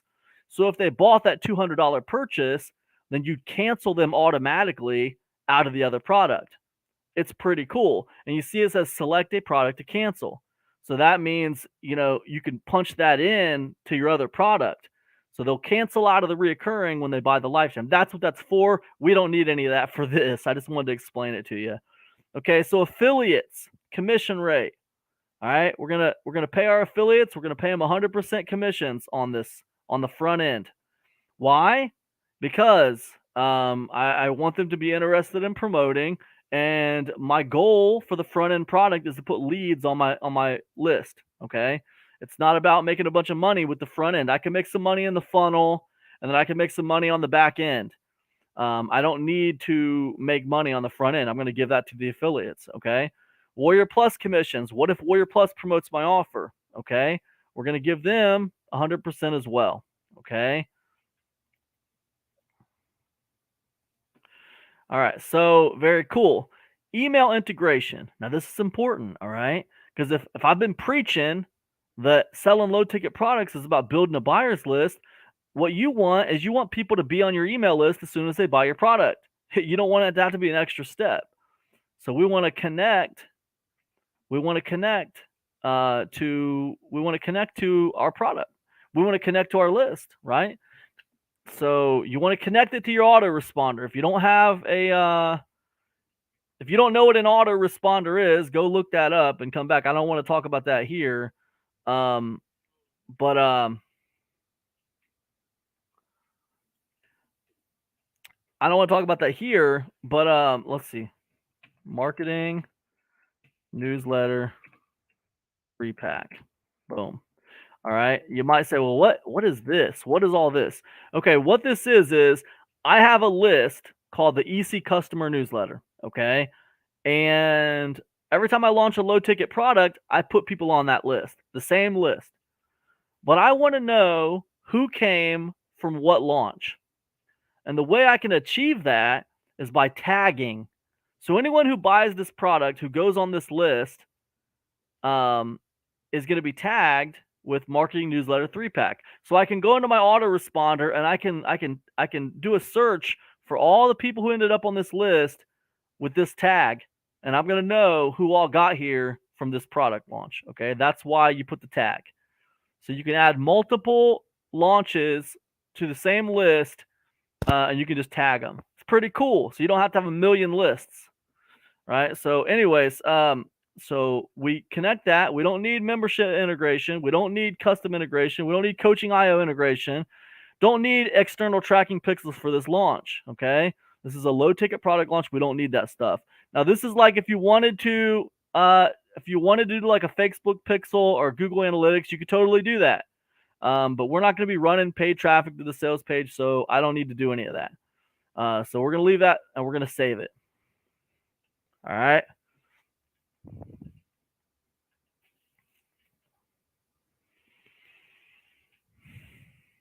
Okay, very, very cool. Now you notice how this doesn't have a picture, but we put a picture here. Sometimes it kind of glitches like that, I noticed that it kind of glitches like that. Also, you don't see like download file. Some of the stuff you don't see. Now, what I like to do is I come back here to products. I go to my dashboard again, and we see there's my marketing newsletter 3-pack. So I come in here, and I go back in here and look at it. And now I see that it's going to be $5.99. I see my picture, and everything looks cool now. Everything looks good. There's my PDF. Everything's cool. It just kind of like didn't show it right off the bat. But everything's cool. We're good. So let's go ahead. Now the good news is, guys, that was the only product I have to create, because I'm going to use the same funnel that I used on my other ones. So that's the only product I have to create. My other products I'm going to put in my funnel are existing products already. They're already existing. All right. They're already existing. So I'm going to go over to offers now, because I created my product that I needed to create. Now, you probably don't have existing products if you're just getting started, and you would have to create every product that's going to be in your funnel. You'd have to go through that process for every product that's in your funnel, right? But I do want to show you something, actually, now that I think about it.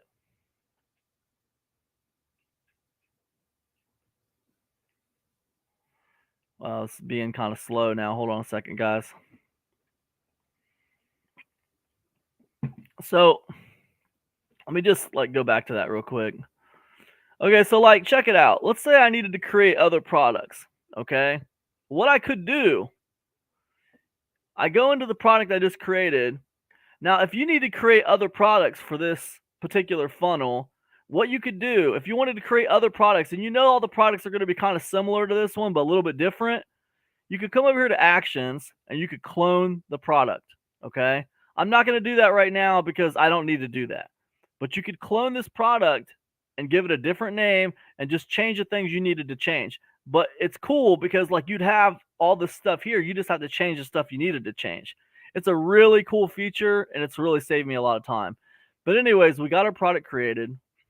So what I need to do is I need to come over to offers.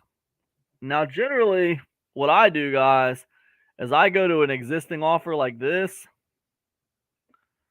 and I go to offer settings. Oh, I just clone the offer right here. I can just clone the offer, right?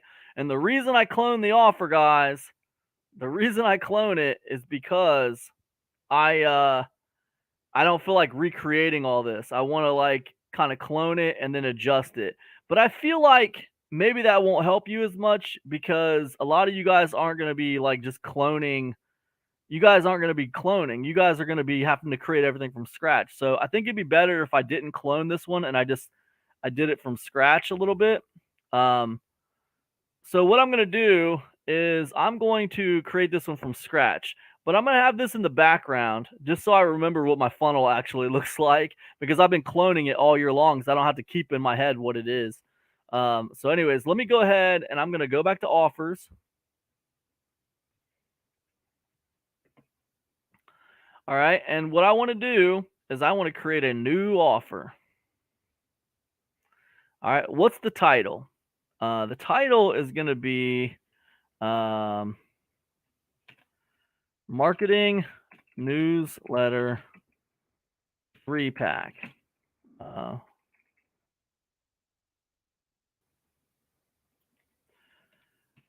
Mega Marketing Newsletter 3-pack. Marketing Newsletter Mega Pack. I'll just leave it the way it is, 3-pack. The image, we use the same image we used before. The description, we got 512 characters. what we want to do is I'm gonna come over to my JV page because I've already described this once. I don't feel like just describing it again.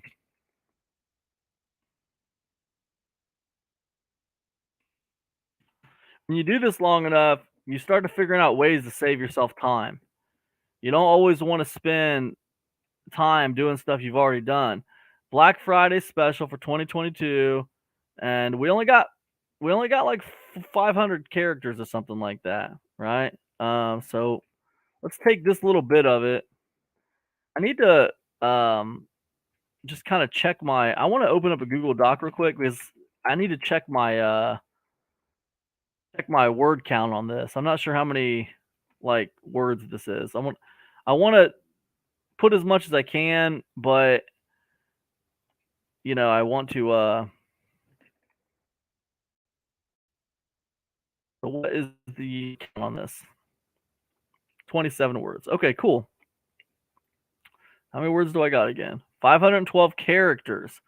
So that's the thing. 512 characters. We already got 193 characters, right? So we're already halfway there. So we gotta I think that's good. I think that's good. I don't think we need to go any deeper than this. So let's go ahead and put this description down. And that's good. Category is going to be like affiliate marketing. It's going to be the same as the category and the product, guys. So boom, just like that. We're going to go PLR. We're going to go email swipes. All right, we're going to go white label. All right, very cool. All right. Now, this public thing, this is about, is it going to be available to the public in WarriorPlus? It doesn't mean you can't sell it. It just means it won't be shown to the public in WarriorPlus. And by that, I mean in the marketplace on WarriorPlus. You can't turn this on yet. The offer has to be approved by WarriorPlus. Okay, so you just leave this off for now. Once it gets approved, you come back here and you flip this on. It won't turn on automatically. So once they approve your offer, it usually takes 24 to 48 hours. Once they approve it, then you come back here and you turn this on. You can't turn it on right now. Is it deal of the day eligible? Yes. Of course. What's deal of the day? It's this thing up here, deal of the day. It's going to be on every page in WarriorPlus. Whatever the deal of the day is, it's got ultimate advertising real estate because it's going to be up here on every single page. Right now, it's the easiest way to get paid online, 90% off. Usually, if you win a deal of the day, it's going to increase your sales by about 30%. It's pretty good, pretty awesome. So, of course, you want it to be deal of the day eligible. Okay, sales page setup. What's the sales page URL? Okay, we know it's this right here. Here's my sales page URL. So come up here, copy it, put it in here. All right, very cool. Don't worry about this pre-launch thing. Don't worry about this ad copy thing. Okay, and create. Now we get to step 2. Okay, vendor image, header image, right? So I got mine on a vendor image. You can just do WarriorPlus default. Vendor image is basically where you put a specific image on the checkout page. So when they hit the checkout page, they'll see an image, like a vendor image. I got it there. You see my header image says Epic Conversions, digital publishing, and email marketing. It's just brand equity, guys. I'm just trying to build brand equity. That's why that's there. Okay. Show a coupon field. If you got a coupon, you can show a coupon field. I'm not offering a coupon on this, so I don't want to show a coupon field. All right. If you don't offer a coupon, but you show a coupon field, you know what's going to happen? People are going to run around looking for a coupon and they're not going to buy. That's a barrier to entry. It doesn't make any sense. So only put that on if you actually have a coupon that you want to offer. Okay. Affiliate program. Well, of course, I want it on. Thanks for your information, thanks for your interest in promoting this Epic Conversions product. See my JV page for more info. Boom. Program URL details. This is where I want to put the JV page, right? There's the URL for the JV page, okay? Boom, just like that, all right? Affiliate contact email, Cam Jennings Pro, all right? Affiliate updates list. Yes, I want, what is this? What is an affiliate updates list? This is like, so if people sign up to promote my product, I want to put them on a list so that I can reach out to them when I launch another product, okay? Launch JV newsletter, right? And I can tag this also, but I'm not going to worry about it. So I want them on a list, right? This is a list of affiliates. You don't promote to this list. You just let them know when you're launching another product and give them details on the product. That's what I do with that list. It's a way to pull affiliates on and get them on board. All right. It's a very effective way to do it. All right. Now, this is like select all requests to add all affiliates to the list, or approved affiliates only to add only those you approve. So I'm going to put approved affiliates only. I don't want to add affiliates that I didn't approve. All right. This is basically saying if someone requests to promote my product, I'm going to put them on my affiliate list. I don't want to do that. I only want to put people on my affiliate list that I approved, right? Why would I want to send out an email to affiliates that I did not even approve to promote my product? That doesn't make any sense. So anyways, that's why I put approved affiliates only. Affiliate program accelerator. This allows WarriorPlus to promote, feature your affiliate program to get more affiliates. What this is going to do is it's going to give WarriorPlus a tier 2 commission. Okay.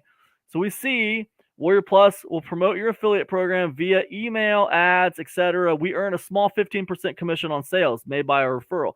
So what's going to happen is if you pay the affiliate 50%, and then WarriorPlus is going to get 15%, okay, that means you're going to be left with the the 35%, right? Instead of the 50% you normally would get. So they're going to get us 15% commission. It's a tier 2 commission, right? That's what that is. Now for me, of course, I'm going to turn that on. Why wouldn't I turn that on? Because the whole goal of launching these low ticket products on WarriorPlus is to get more leads. More leads. The goal is not to become rich selling low ticket products. It's to get more leads. So your money is made with mid tickets and high tickets and reoccurring. It's not made with low ticket. Okay. So that's just to keep it in mind. You got to have a bigger picture view on this. So anyways, allow new requests. All affiliates. Well, like this right here, to me, it'd be better if we raise the score a little bit, right? Raise the score a little bit. We see affiliates you want to allow to request based on their affiliate score. Disallow completely if you don't want to allow new affiliates at this time. Important, if you select any value other than all affiliates, new users who do not have an affiliate score yet will not be able to request to promote. This setting only affects new requests, not existing affiliates. I'm going to put this, right? Actually, I'm just going to leave it all affiliates. I'm going to sort them out myself. Guys. I like to pick and choose. Sometimes I'll give new people a chance. It just depends on the new person. I don't want to just automatically eliminate new people just for the fact that they're new. So I'll leave it all affiliates. But I'm telling you guys, when it comes to affiliate requests, you got to be a little careful because you don't want to end up, letting the wrong people promote your offers. You could end up in a situation where it's kind of a mess. The thing is, when you let an affiliate promote your offer, you have to trust that they're not going to go out there and lie. You have to trust that they're not going to try to do something scammy, like buy a bunch of credit card numbers on black web or dark web or whatever. Buy a bunch of credit card numbers and then just buy a bunch of fake product, buy a bunch of your product, buy entire funnels of your product with these fake credit cards, not fake credit cards, but stolen credit card numbers.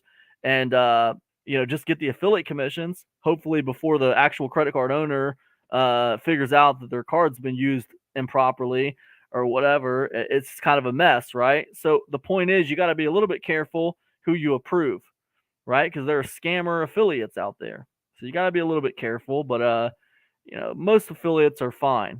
Most affiliates, there's nothing wrong with them. You got a bad apple here and there. You just got to be a little bit careful. That's all I'm saying. Anyways, let me go ahead and create. That's it. Okay, here we go. All right. Now, what we're doing, guys, is this is the funnel builder. We're getting ready to build a funnel. This is our main page. We need to add a product to it. Okay. So what we're going to do is we're going to add our oh dude, you know what? I messed up. I totally messed up. Guys, hold on. I got to change the name of our product, guys. Let's leave this here for a second. Let's go back to product. This marketing newsletter 3-pack needs a PLR in front of it, right? It doesn't need it in front of it. Let me just reiterate. It doesn't need it in front of it. I want it in front of it. I want it to say PLR in front of it, okay? Just so I can keep track of what's happening.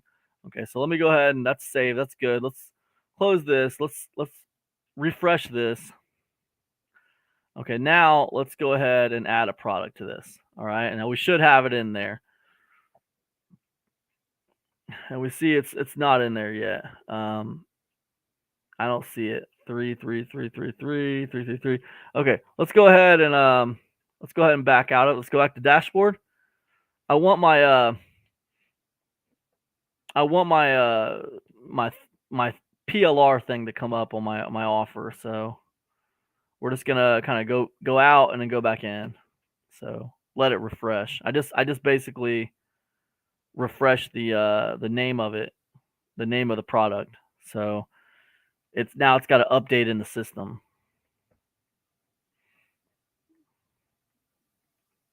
I thought maybe just refreshing it right there would be good, but I don't think it was good enough.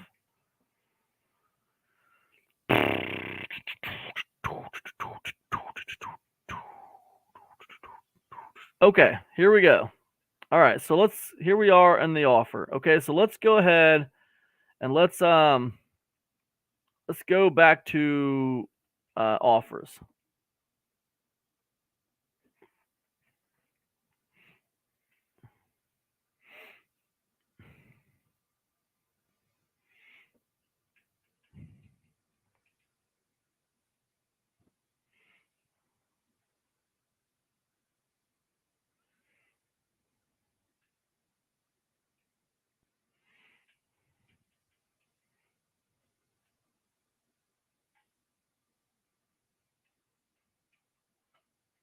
Okay, so once we get here, let's go ahead and go back into our offer, and let's see if we got this, if it's pulled up correctly. So, okay, and I'm still not seeing it. So let's see, where's our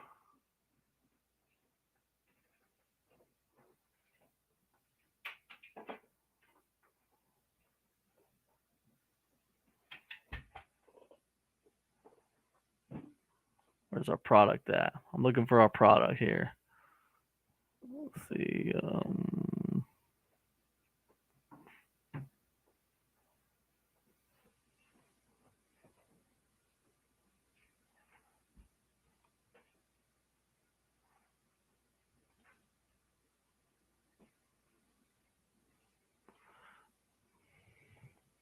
Maybe I'm just missing it, Automatic, there's that.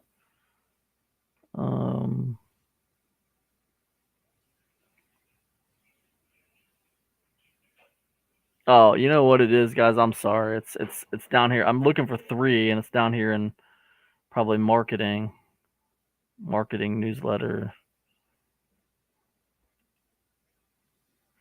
Oh, dude, you know what? It's probably up here. Right there, guys. It's right there. Duh. It's right in front of me. PLR, marketing newsletter 3-pack. That's the product. Okay, so this inline upsell, that's what's called a bump. So this is a product that it's going to be available for people. Like when they get to the checkout page, they can check a box and add this to their purchase. They call it a bump or an inline upsell. So it's basically on the checkout page. We're not adding that yet. We're going to add that though. But what we're going to do is we got the marketing newsletter 3-pack. We see commission rates already 100%. We set that in the product. So let me go ahead and save it. Okay, so there it is. Okay, so now let's go back in here. Okay. And right here, we're going to go ahead and add a new inline upsell. Okay. And what I'm going to do is I'm going to add automatic. This is my last release. I just put it out last month. Right now, it's priced at $14.99. Right. I'm going to put this as same payment methods as the front end. Okay. And then special price. So we're going to discount it in the funnel, right? So we're going to discount it. If you purchase this in the funnel, it's going to be a special price for you. We're going to put it at $9.99. Okay. Checkout message. Hey,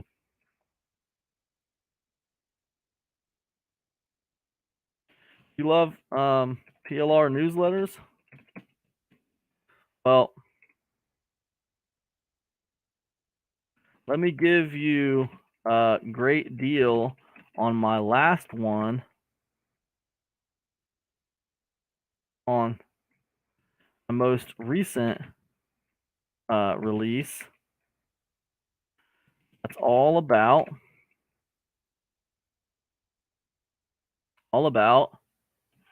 starting a membership business.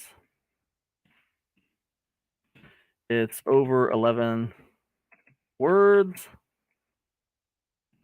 14 emails, comes with a PLR license as well. Hey, do you love PLR newsletters? Well, let me give you a great deal on the most recent release. On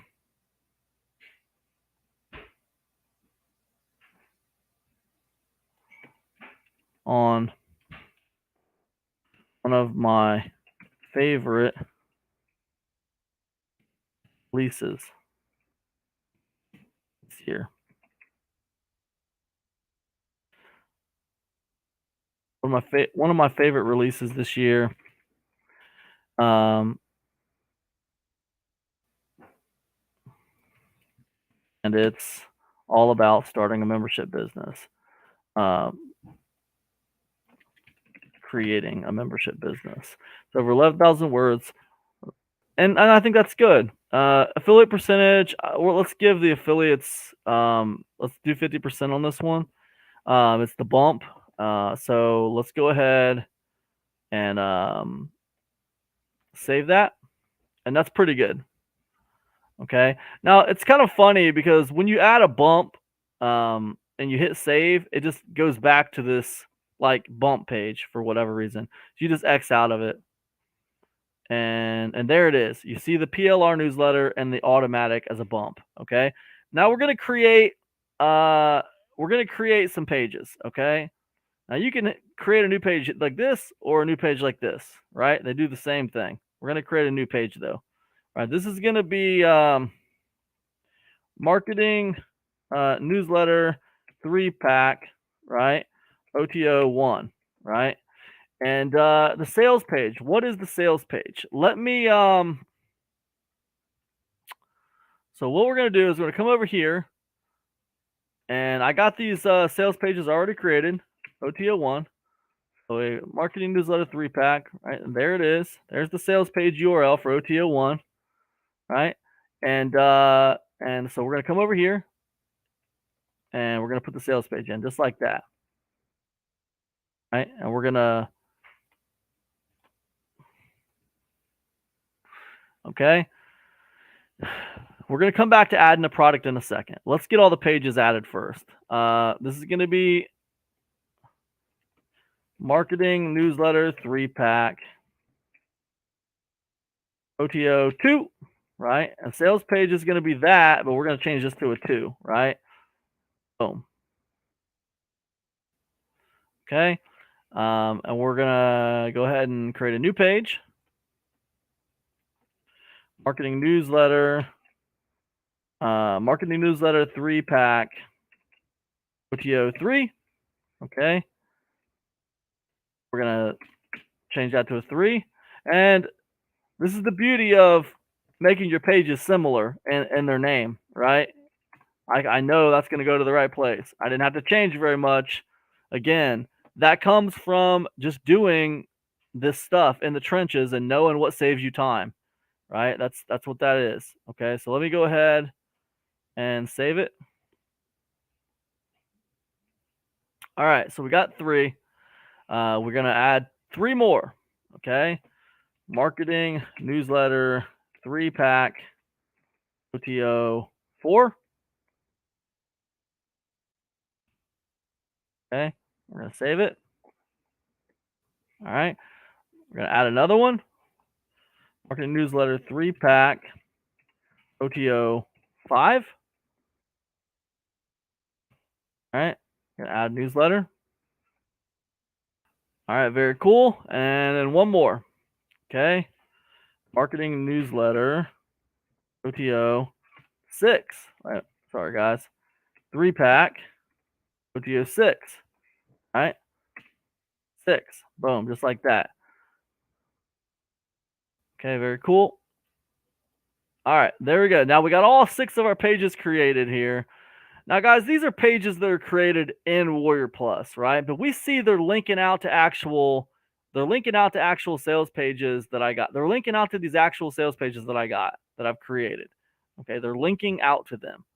All right, so what products are going to go here? Well, I'm just going to copy them from my other one. That's why I had left this open. So I see it's my 5 newsletter bundle at OTO1. So OTO1, I'm going to use my 5. My product is going to be my 5 newsletter bundle, right? If I can just find the dang thing. Let me just look. PLR 2022. Okay. PLR right there, 2022. Okay. So perfect. I'm just going to leave this the way it is. I'm not going to link it to anything yet. Okay. It says page not found in your funnel. Don't worry about that. We're not going to worry about that yet. Okay. What's the second one? Email Emperor. Okay. Let's go ahead and add this product. Okay. Email Emperor. So let's come over here and find Email Emperor live online workshop. Okay. Very cool. Then make sure I got the right one, Okay. Very cool. Okay. OTO3. What do I got for that? Legendary audio recordings, 37. Okay. Let's go ahead and add that.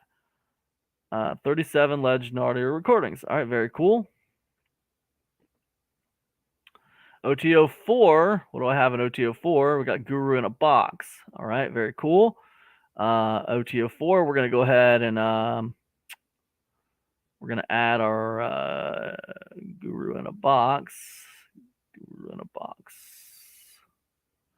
Guru in a box. 100 awesome IM lessons done with personality. Okay, let's save that. Just make sure. Yeah. 6 is Sabre Launch System product version. Okay. Wait a second. I messed up. Okay. 5 is Sabre Launch System product version. Okay, not 6. 5 is Sabre Launch System product version. Okay. So we got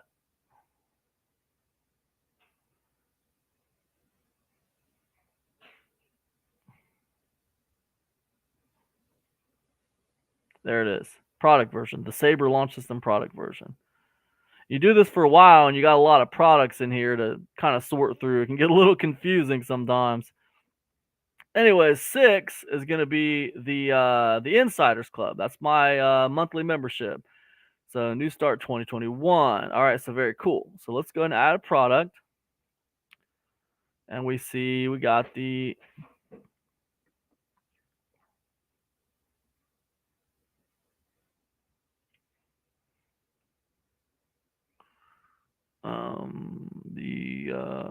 let's see. Let me go back here and look. Epic Conversions Insiders Club. Okay, very cool. So let's figure this out. So ease. Let's get to the ease. Epic Conversions. Epic Conversions Insiders Club. New Start 2021. That's where we're at. Okay, cool. All right, very good. Now, we got all our products in. We got our funnel. We got they're all going to the right pages. We're good to go. Now what we need to do is connect this thing. So this is our front end product, and it's going to have an upsell. All right, and the upsell is going to be OTO1. So we're going to put it MN3P OTO1, right? Save. Now, you can't you have the option to get cute and add a downsell. So if they don't buy the front end product, they automatically get redirected to something. I don't do that. I mean, that's ridiculous. If they don't want to buy it, I don't need to offer them something else. It's fine. So now we're on OTO1, and I already told you guys, I want everybody, it's a linear sales funnel. So whether they buy or they don't buy, they're going to be offered everything else. And we also see that now that I've put this and connected it to this, we see we're building something down here. We see this is now connected to this. Our funnel map is changing.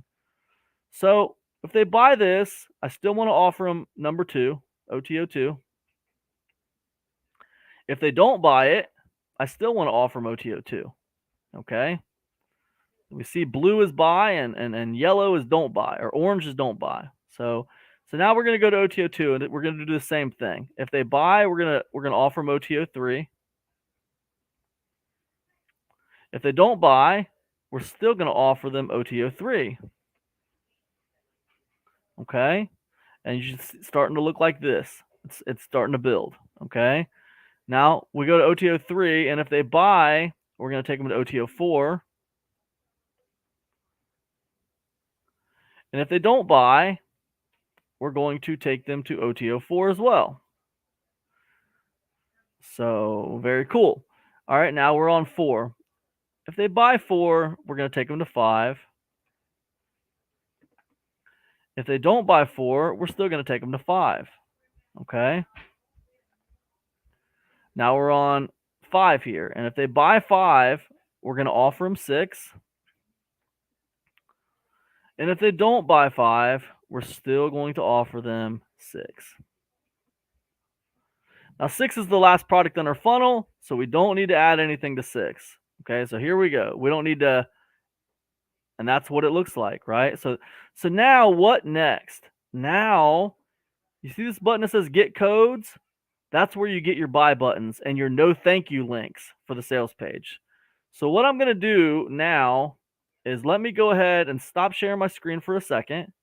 Okay, and I want to go ahead and I want to close some of this other stuff down that we don't need anymore. And I want to, what I want to do, guys, is I want to go ahead and log into my website.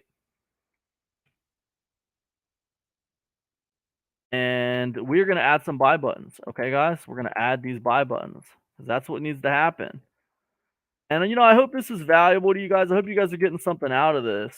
The fact is, you can make a lot of money on WarriorPlus. There's a lot of money to be made. It's a really valuable skill to be able to launch low ticket products. So anyways, let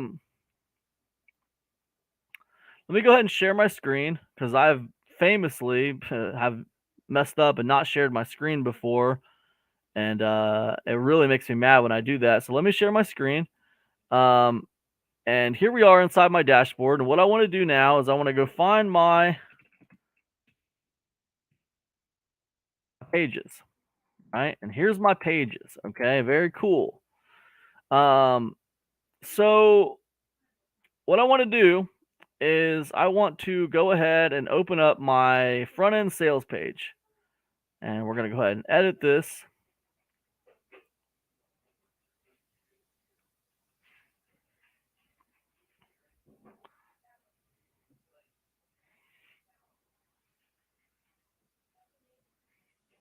And we come down to our first buy button here. Okay. So what I want to do is I want to come over to my offer settings, and this is our main page. I want to get my code. All right. And when I see my code, I got some options here. Flat, clean. You see it changed a little bit. Flat, clean. I kind of like, and then pixel only is like you just have your own buy button and this is copy the code, select your option, copy code. This is like for pixel only, right? If you want to, this is kind of the option you can use if you want to use your own button image. Okay, we're gonna keep it simple though, and we're gonna go clean. All right, so we're gonna copy this. Now, if I wanted to, I could change the color. Excuse me. I could change the color to orange, red, silver, black, whatever. I could custom, change the text, free trial, whatever. Um, you know, whatever I want to make it, But I'm gonna keep it a buy now, and I'm gonna keep it at clean. Maybe I'll just add to cart, right? Let me go ahead and on that. Okay, we're back here. I got my HTML. So this is an HTML right here. I'm gonna go ahead. I use something called Thrive Architect. It doesn't really matter what page builder you use, as long as you have some way to input HTML. Okay, there we go, HTML, and there it is. Oh, it's green. I don't really want it green, man. I want it yellow. My bad. All right, there we go. I messed up, guys. I messed up. All right, let's go ahead and fix it. All right, boom, just like that, yellow. You might say, well, why do you want it yellow? Man, don't overthink it. It doesn't matter what color you make the thing, okay? There's been a lot of tests done that people respond better to certain button colors. What I have heard, what I have read from other marketers is that people respond best to red and black, you know? So I don't know. For me, the yellow works pretty good for low ticket. You'll see it very often with low ticket offers for some reason. I don't know. I don't overthink the color of the buy buttons. Um,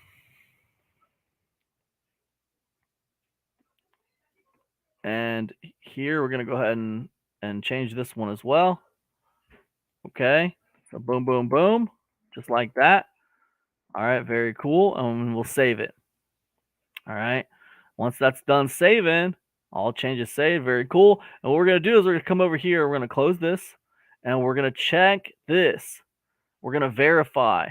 Now this is gonna do two things. It's gonna make sure that this page right here, it's gonna make sure that this page is on the button. It's gonna make sure that this page is connected to the right sales page, and it's gonna make sure our buy button is connected to the right sales page. All right, so that's pretty cool. But now this right here, sales page disclaimer not found, code not found. I'm not sure what this is. This is a new thing. This is a new thing. So let me just look at our code again and see what this is. Sales page disclaimer code. The sales page disclaimer is required on all sales pages that link to WarriorPlus. Copy and paste the code below into your sales page where you want the text displayed. The text of the disclaimer must be clearly readable and not be smaller than the standard text size. Let's see. This is the first I've seen this, guys. The text of the disclaimer. Okay, so here we go. Where you want the... So I'm guessing...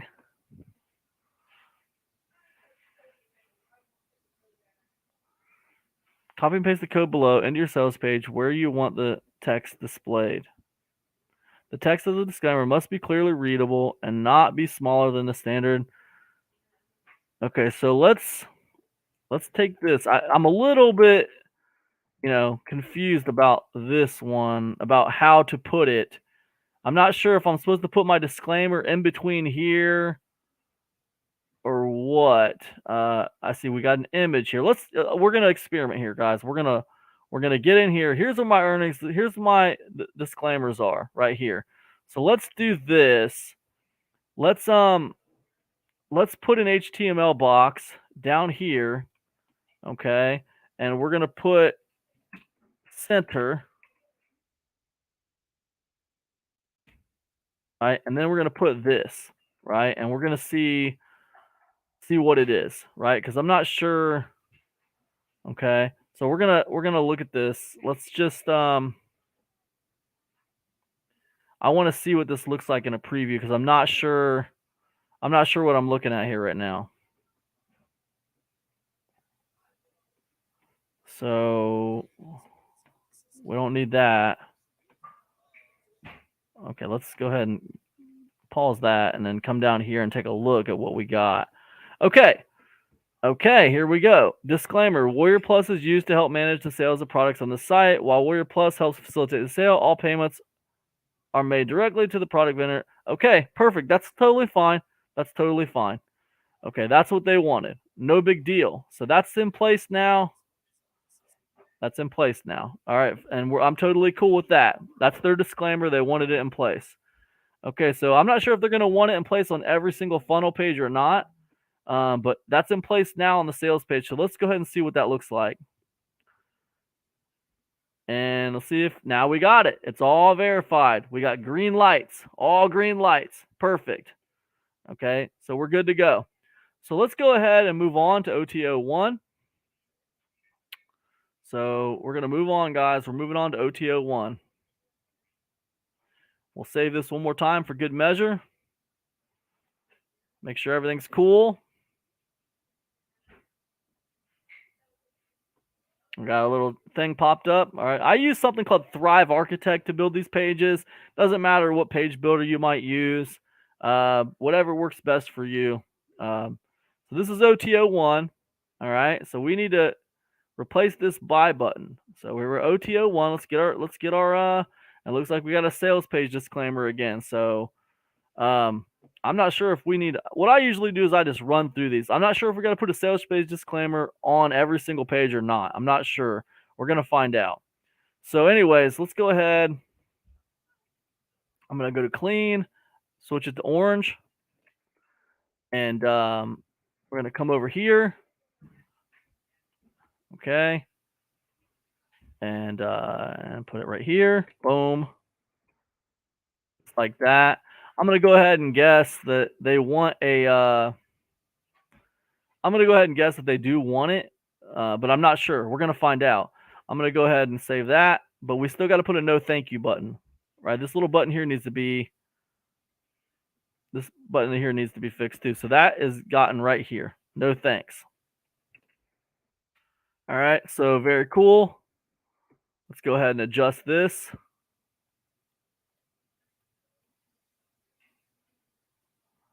So yeah, it says no thanks right there. You can change that to say whatever you want. I just usually leave it no thanks. Now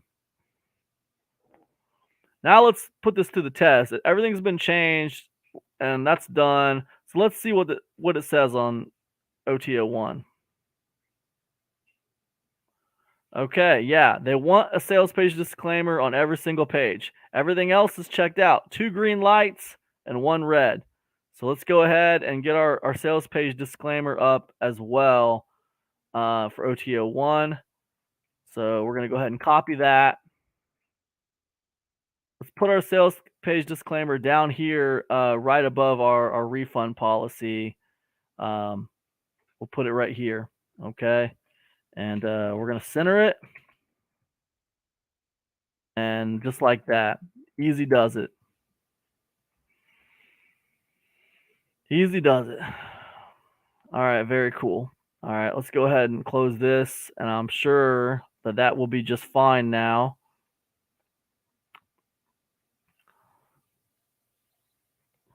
Yep, and we got all green lights. Okay, very good. Let's move on to OTO2. Okay, here we are at OTO2. We're going to move this to red.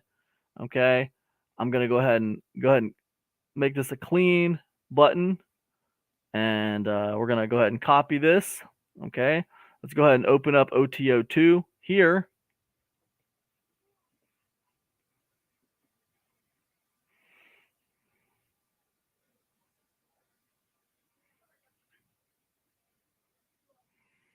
All right, very cool. Let's go ahead and the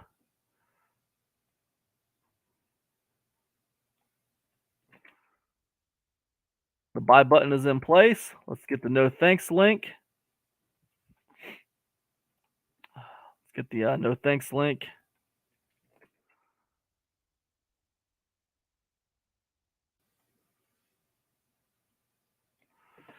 the sales page disclaimer thing. That's a new thing. So that's a no thanks link. And now let's get the sales page disclaimer in place that they want. Okay, and we're gonna go ahead and put that here. Let's go ahead and get that copy. Boom, boom, boom. Center. And boom, boom, boom, just like that. All right, very cool. Go ahead and save it. All right, very good. Let's go ahead and save this. And we're going to go ahead and double check OTO2. And we got all green lights on OTO2. Perfect. All right, let's go ahead and do OTO3. All right, OTO3. Let's go ahead and make it clean. We're going to change this to silver. All right. Very cool. Let's go ahead and open up OTO3.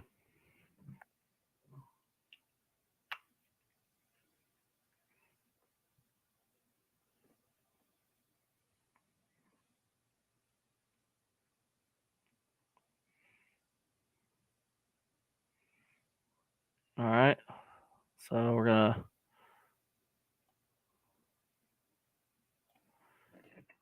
that in place. Go ahead and change this no thanks link.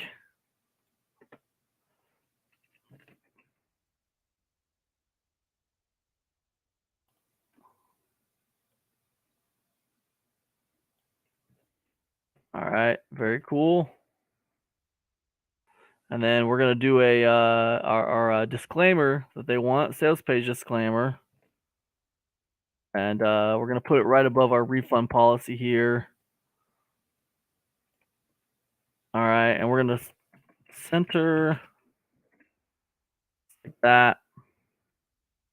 The next time I do this, it'll be easier because I'll just copy these pages and I won't have to redo the. I'll already have the HTML in place for the disclaimer. I won't have to reach over there and get it. So, anyways, this should be good. Let me just save that. I think I already saved it. But that's all right. All right, cool. And let's go ahead and we can close that, and we can go ahead and check OTO3. And we got all green lights. Perfect. All right, OTO4. Let's go ahead and change this to clean. We're going to change this to black. All right, we're going to go ahead and copy that. OTO4.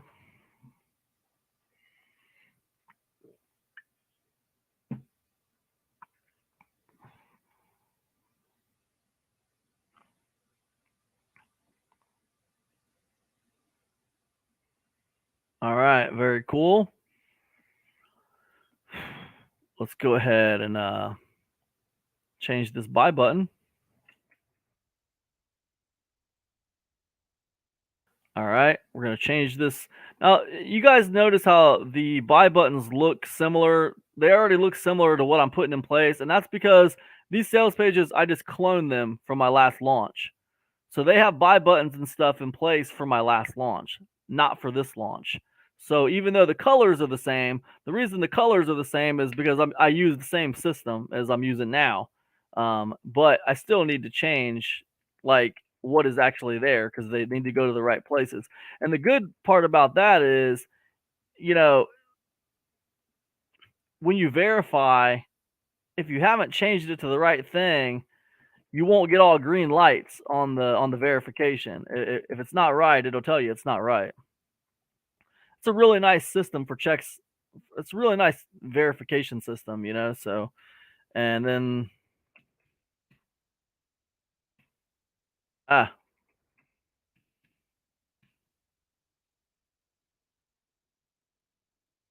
okay. Sorry guys, I had a brain malfunction there. All right, let's go ahead and get the sales page disclaimer there. All right, very cool. All right, that's OTO4.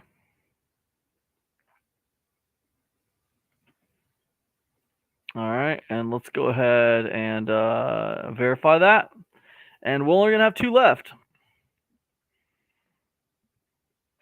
All green lights. Good to go. All right, OTO 5.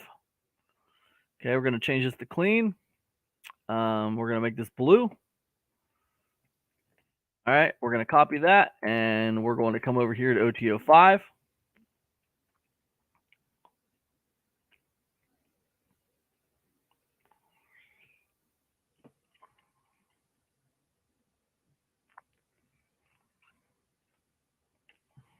Okay, we're gonna take this. We're gonna change this out.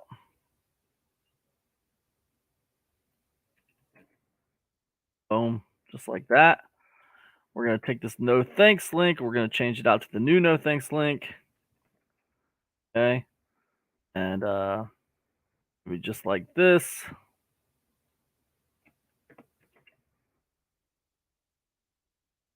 And then we're gonna take our sales page disclaimer now, and we're gonna put it in here as well. We're gonna come over here, get some custom HTML, put it right here.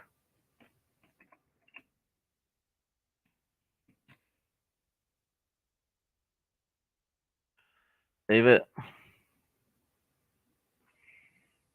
All right, very cool. I'm gonna close that up, and let's see if that is verified.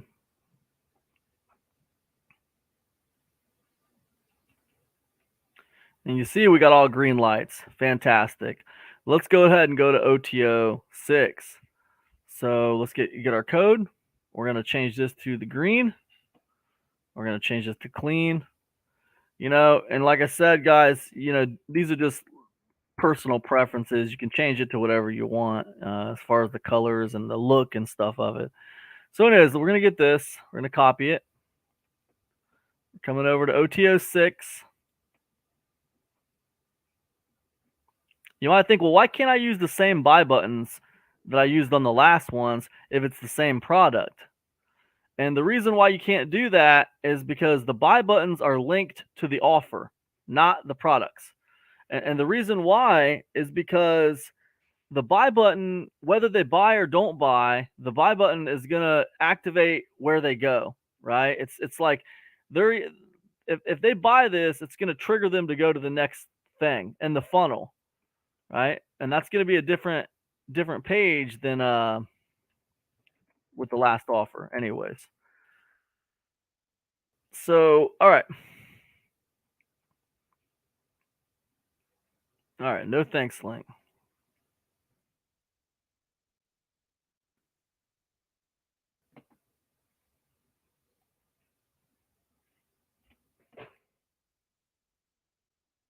All right, and then we're gonna come down here. We're gonna add this custom HTML, and we're gonna go ahead and get the sales page disclaimer right here, and we're gonna come over here. We're gonna put it in here, right? Boom.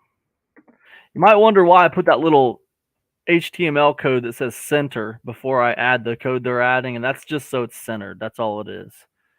We're gonna go ahead and save it. All right, I'm going to close this down, and let's see if it's verified.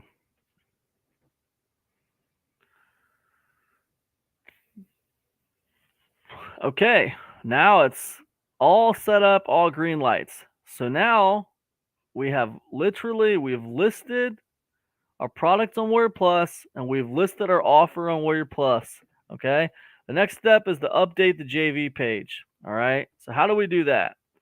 Well, let's come back to our offer real quick. And it says this offer is not yet active. We're going to go ahead and activate the offer. Okay. It's a scheduled launch. This is going to launch on November the 25th. This is on Central Time. All right. So it's going to launch. It's going to launch at 12 a.m. on November the 25th, Central Time. All right. Go ahead and activate that. Close. Let me go. Now he says your offer requires approval before it can be shown in the marketplace. When your offer is ready for review, submit a request. Our offer is ready for review. So we're going to submit a request. And here's what we're going to say. At least one product is added to the main page. Check. All sales pages are complete. Check. Buy buttons are on sales pages. Check. Perfect. All right. Guys. Hey guys. Cam here. If any problems, please just let me know specifics so I can get it fixed ASAP. Thanks for all your hard work, Cam. Right, and that's it. Right, so we're gonna go ahead and submit for review. Please allow 1 to 2 business days for your offer to be reviewed. Okay, so we're gonna go ahead and close. So this offer can still be sold. I can sell this offer as soon as the 25th hits. Okay, I can sell this offer as soon as the 25th hits. This is all about is it going to be displayed publicly? All right, is it going to be in the marketplace? What I want to do is I want to check back on this tomorrow, and if it's not been approved by tomorrow, then I want to check back on it the next day. Now this happens to be Friday night, or this happens to be Saturday night when I'm doing this. So like really I just need to check back in Monday. See where it's at on Monday is what I basically need to do. Now once it's approved, what I want to do is I want to come back over here to offer settings, okay? And I want to come down here and I want to switch this to on. Right now this is off. I need to switch this to on. Okay, so let me go ahead and save this. Okay, so here we are. Now what? Now I need to update my JV page, okay? And I'll show you what that looks like. So I'm coming over to JV page, right?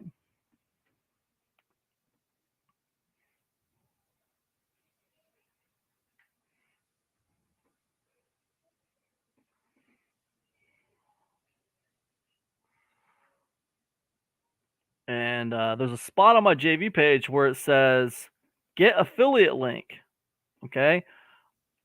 What I want to do is I want to come over here. This is my offer setup page.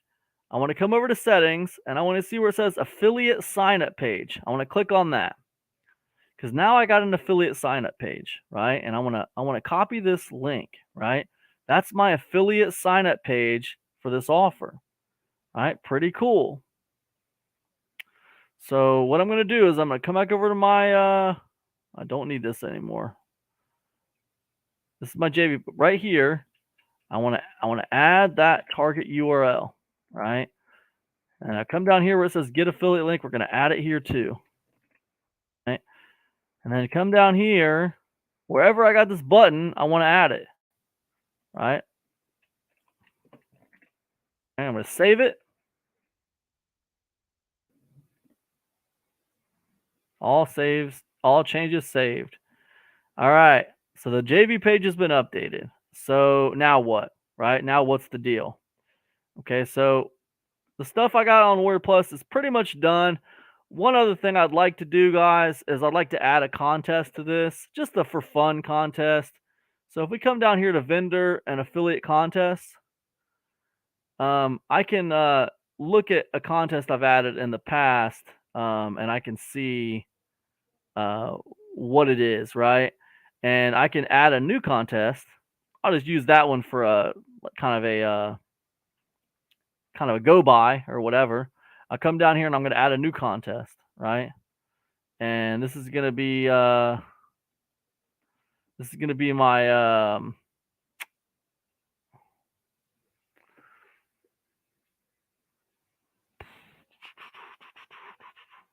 wait, what? Contest. Create the contest. All right, let's go.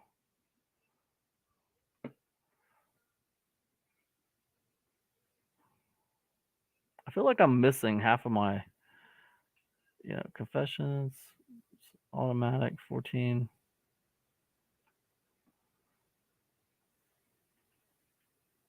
It's so weird. Like I feel like I'm missing some of my.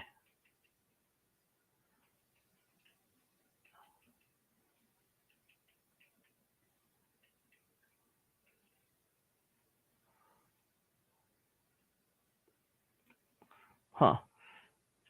Very strange.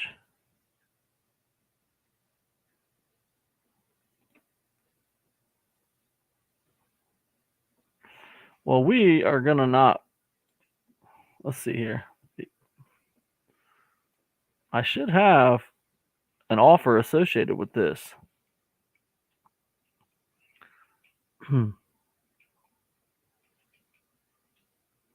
There's the marketing newsletters 3-pack. Oh, I know why. Guys, I know why. I messed up. Remember when I changed the name of the product? I didn't change the name of the offer, guys. I didn't change the name of the offer. We got to change the name of the offer. All right, so let's get out of here. Let's go back to offers. Got to change the name of the offer, guys. I changed the name of the product. I didn't change the name of the offer. Got to do it. Got to do it.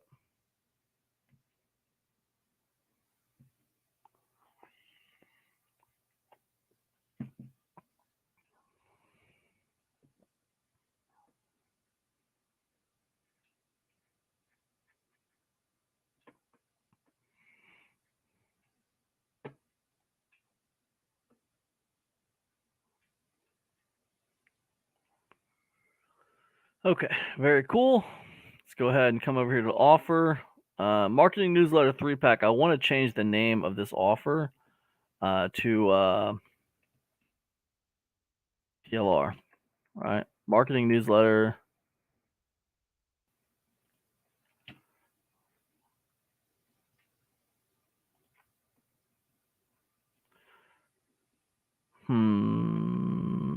Yeah. All right, let's go. Let's go. All right, very cool.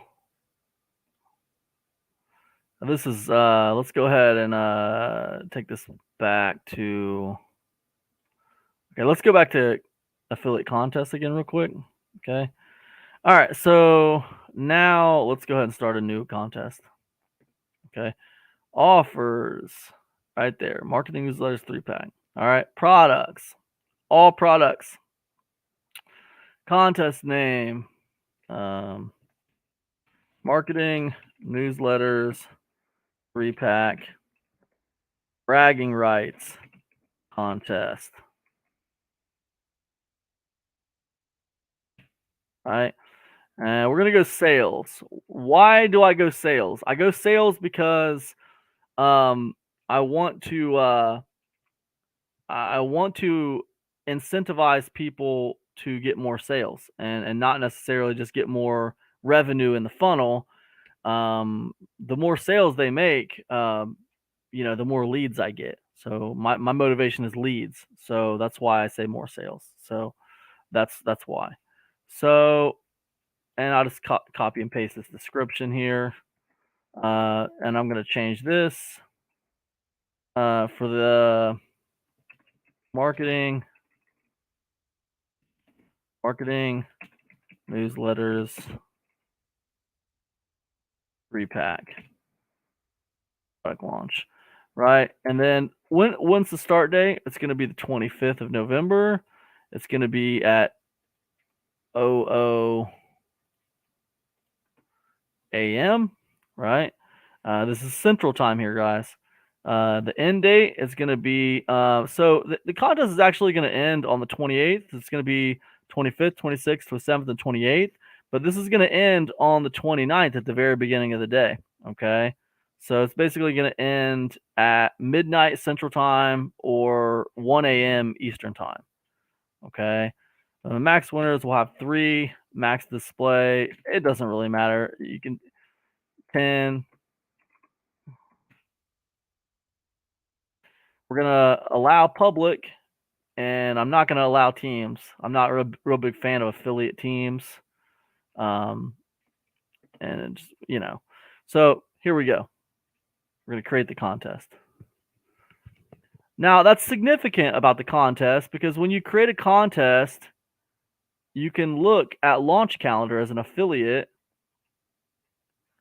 and you can see launches show up. And as an affiliate, you can also look at contests, and you can see contests show up. So these are some of the ways that affiliates decide whether or not they're going to promote something. Okay, they look on the calendar, they look at the contests, and we can see we got contests coming up. They're in order of when they start. So this is the 19th. This one started 14th, 17th. These are ongoing, right? So we see that like looks like mine's not in here yet. There I am right there. 1125 sales, revenue, sales. So there I am. So it's like extra exposure for your launch, right? So anyways, let's go ahead and close out of here. We're all done with this. We're all done with this. Okay. So what next? Affiliate outreach. So with affiliate outreach and drive traffic, so what I do, I'm going to go ahead. Here's what we're going to do, guys. We're going to, I'm going to highlight this. Okay. We're going to talk about this on screen. This is pretty much good to go. Pretty much done with this. Let me go ahead. I'm going to talk about traffic and I'm going to talk to you about, affiliates. So we've been on here for about 2 hours and 35 minutes, and pretty long little guide here. So let me just wrap this up by talking about affiliates, and let's talk about affiliates, and let's talk about traffic. And then if you have more questions about affiliates and traffic, you can reach out to me in the comment section and let me know. Or you can email me at camjenningspro@gmail.com. camjenningspro@gmail.com. Let me just put that in the box. Right there. camjenningspro@gmail.com. You can email me if you have questions for me, and I can make videos about it in the future. So what I like to do, guys, when I do these launches on WarriorPlus, what I like to do is I like to look at other affiliate contests for other products that have happened recently, and I try to pull a list of at least 100 affiliates, people who have ranked in those contests. People who ranked at the top, people who ranked in the middle, people who ranked at the bottom. I like to try to find at least a list of 100 people. I want to find 100 people. I pull them from different contests, and then I want to reach out to all those people. I have a list of 100 of them, and I want to try to reach out to those people one by one, right? I'll find them on Facebook. I'll find them by email. I want to reach out to them. I want to kind of break the ice with them, kind of talk to them. My goal is to get a review copy in their hand. Get a review copy of my product in their hand. I just want to let them know I'm launching. That's what I want to know. Now, this is a very simplified explanation that I'm giving you. I'm not going into a lot of detail on this because I've dumped a lot of information on you here today. There is some to it. There's more to it. I could go into a lot more detail, but I'm not going to go into more detail here. You're going to have to let me know in the comments if that's what you want. But basically, you want to reach out to them. You want to break the ice, because when they first hear from you, they don't know you. They don't care about what you got going on. They're not going to care. Okay. It takes time. You got to build a network of affiliates, right? So what I usually do is, you reach out to 100 people, and you try to get a review copy in their hands if you can. And that's what you do. And, when it comes to driving traffic for your launch, the two best traffic sources you can have are your email list, which will get you sales for the funnel, and then your affiliate referrals, because that'll be warm traffic as well. It's like they don't know you, but it's like they know somebody else who said you were a good guy. So they know a guy who knows you. So it's the next best thing to having somebody on your list go to your sales page. So that's why affiliate traffic is so powerful, and that's why it converts so high. So anyways, it's expensive traffic. Usually on WarriorPlus, when you're sending affiliate traffic, usually you're going to be giving them, 75 to 100% on the front end, and then usually 50% in the funnel. This is just kind of the basic. I mean, people do different variations of that, but basically it's going to be 75 to 100% on the front end and 50% through the funnel. That's a basic kind of structure for it. When it comes to affiliate commissions. And yeah, I mean, I think you could say that's pretty expensive traffic, but it's worth it because the traffic is good and the people will buy your stuff. as long as you're conveying your USP and you got a decent offer. So that's what I'd say about that. So those are the two best kinds of traffic for these low ticket Warrior Plus offers. I don't recommend sending paid traffic to Warrior Plus offers. I don't really recommend doing that. That's a good way to lose money, and it's also a good way to really sink the conversion rates of the product vendors on Warrior Plus, and they won't like that. They will not like it if you start sending paid traffic to their sales page in bulk and it sinks their conversion rates. They're not going to like that. The best thing to do if you want to do paid traffic is, send your traffic to an opt-in, and then when they opt in, follow up with them through email and offer the low ticket offer in an autoresponder sequence. That's the best way to handle the paid traffic.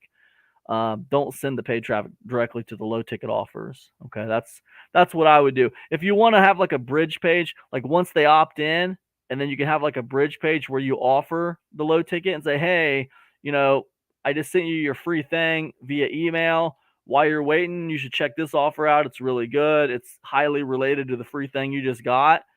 There's a link down below. Like if you want to do something like that, that makes total sense. I can totally see doing that.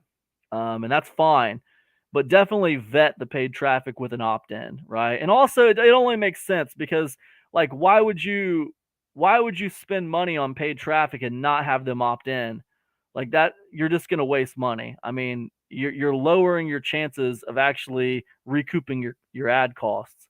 So it only makes sense to do that. Anyways, guys, I think that's about it.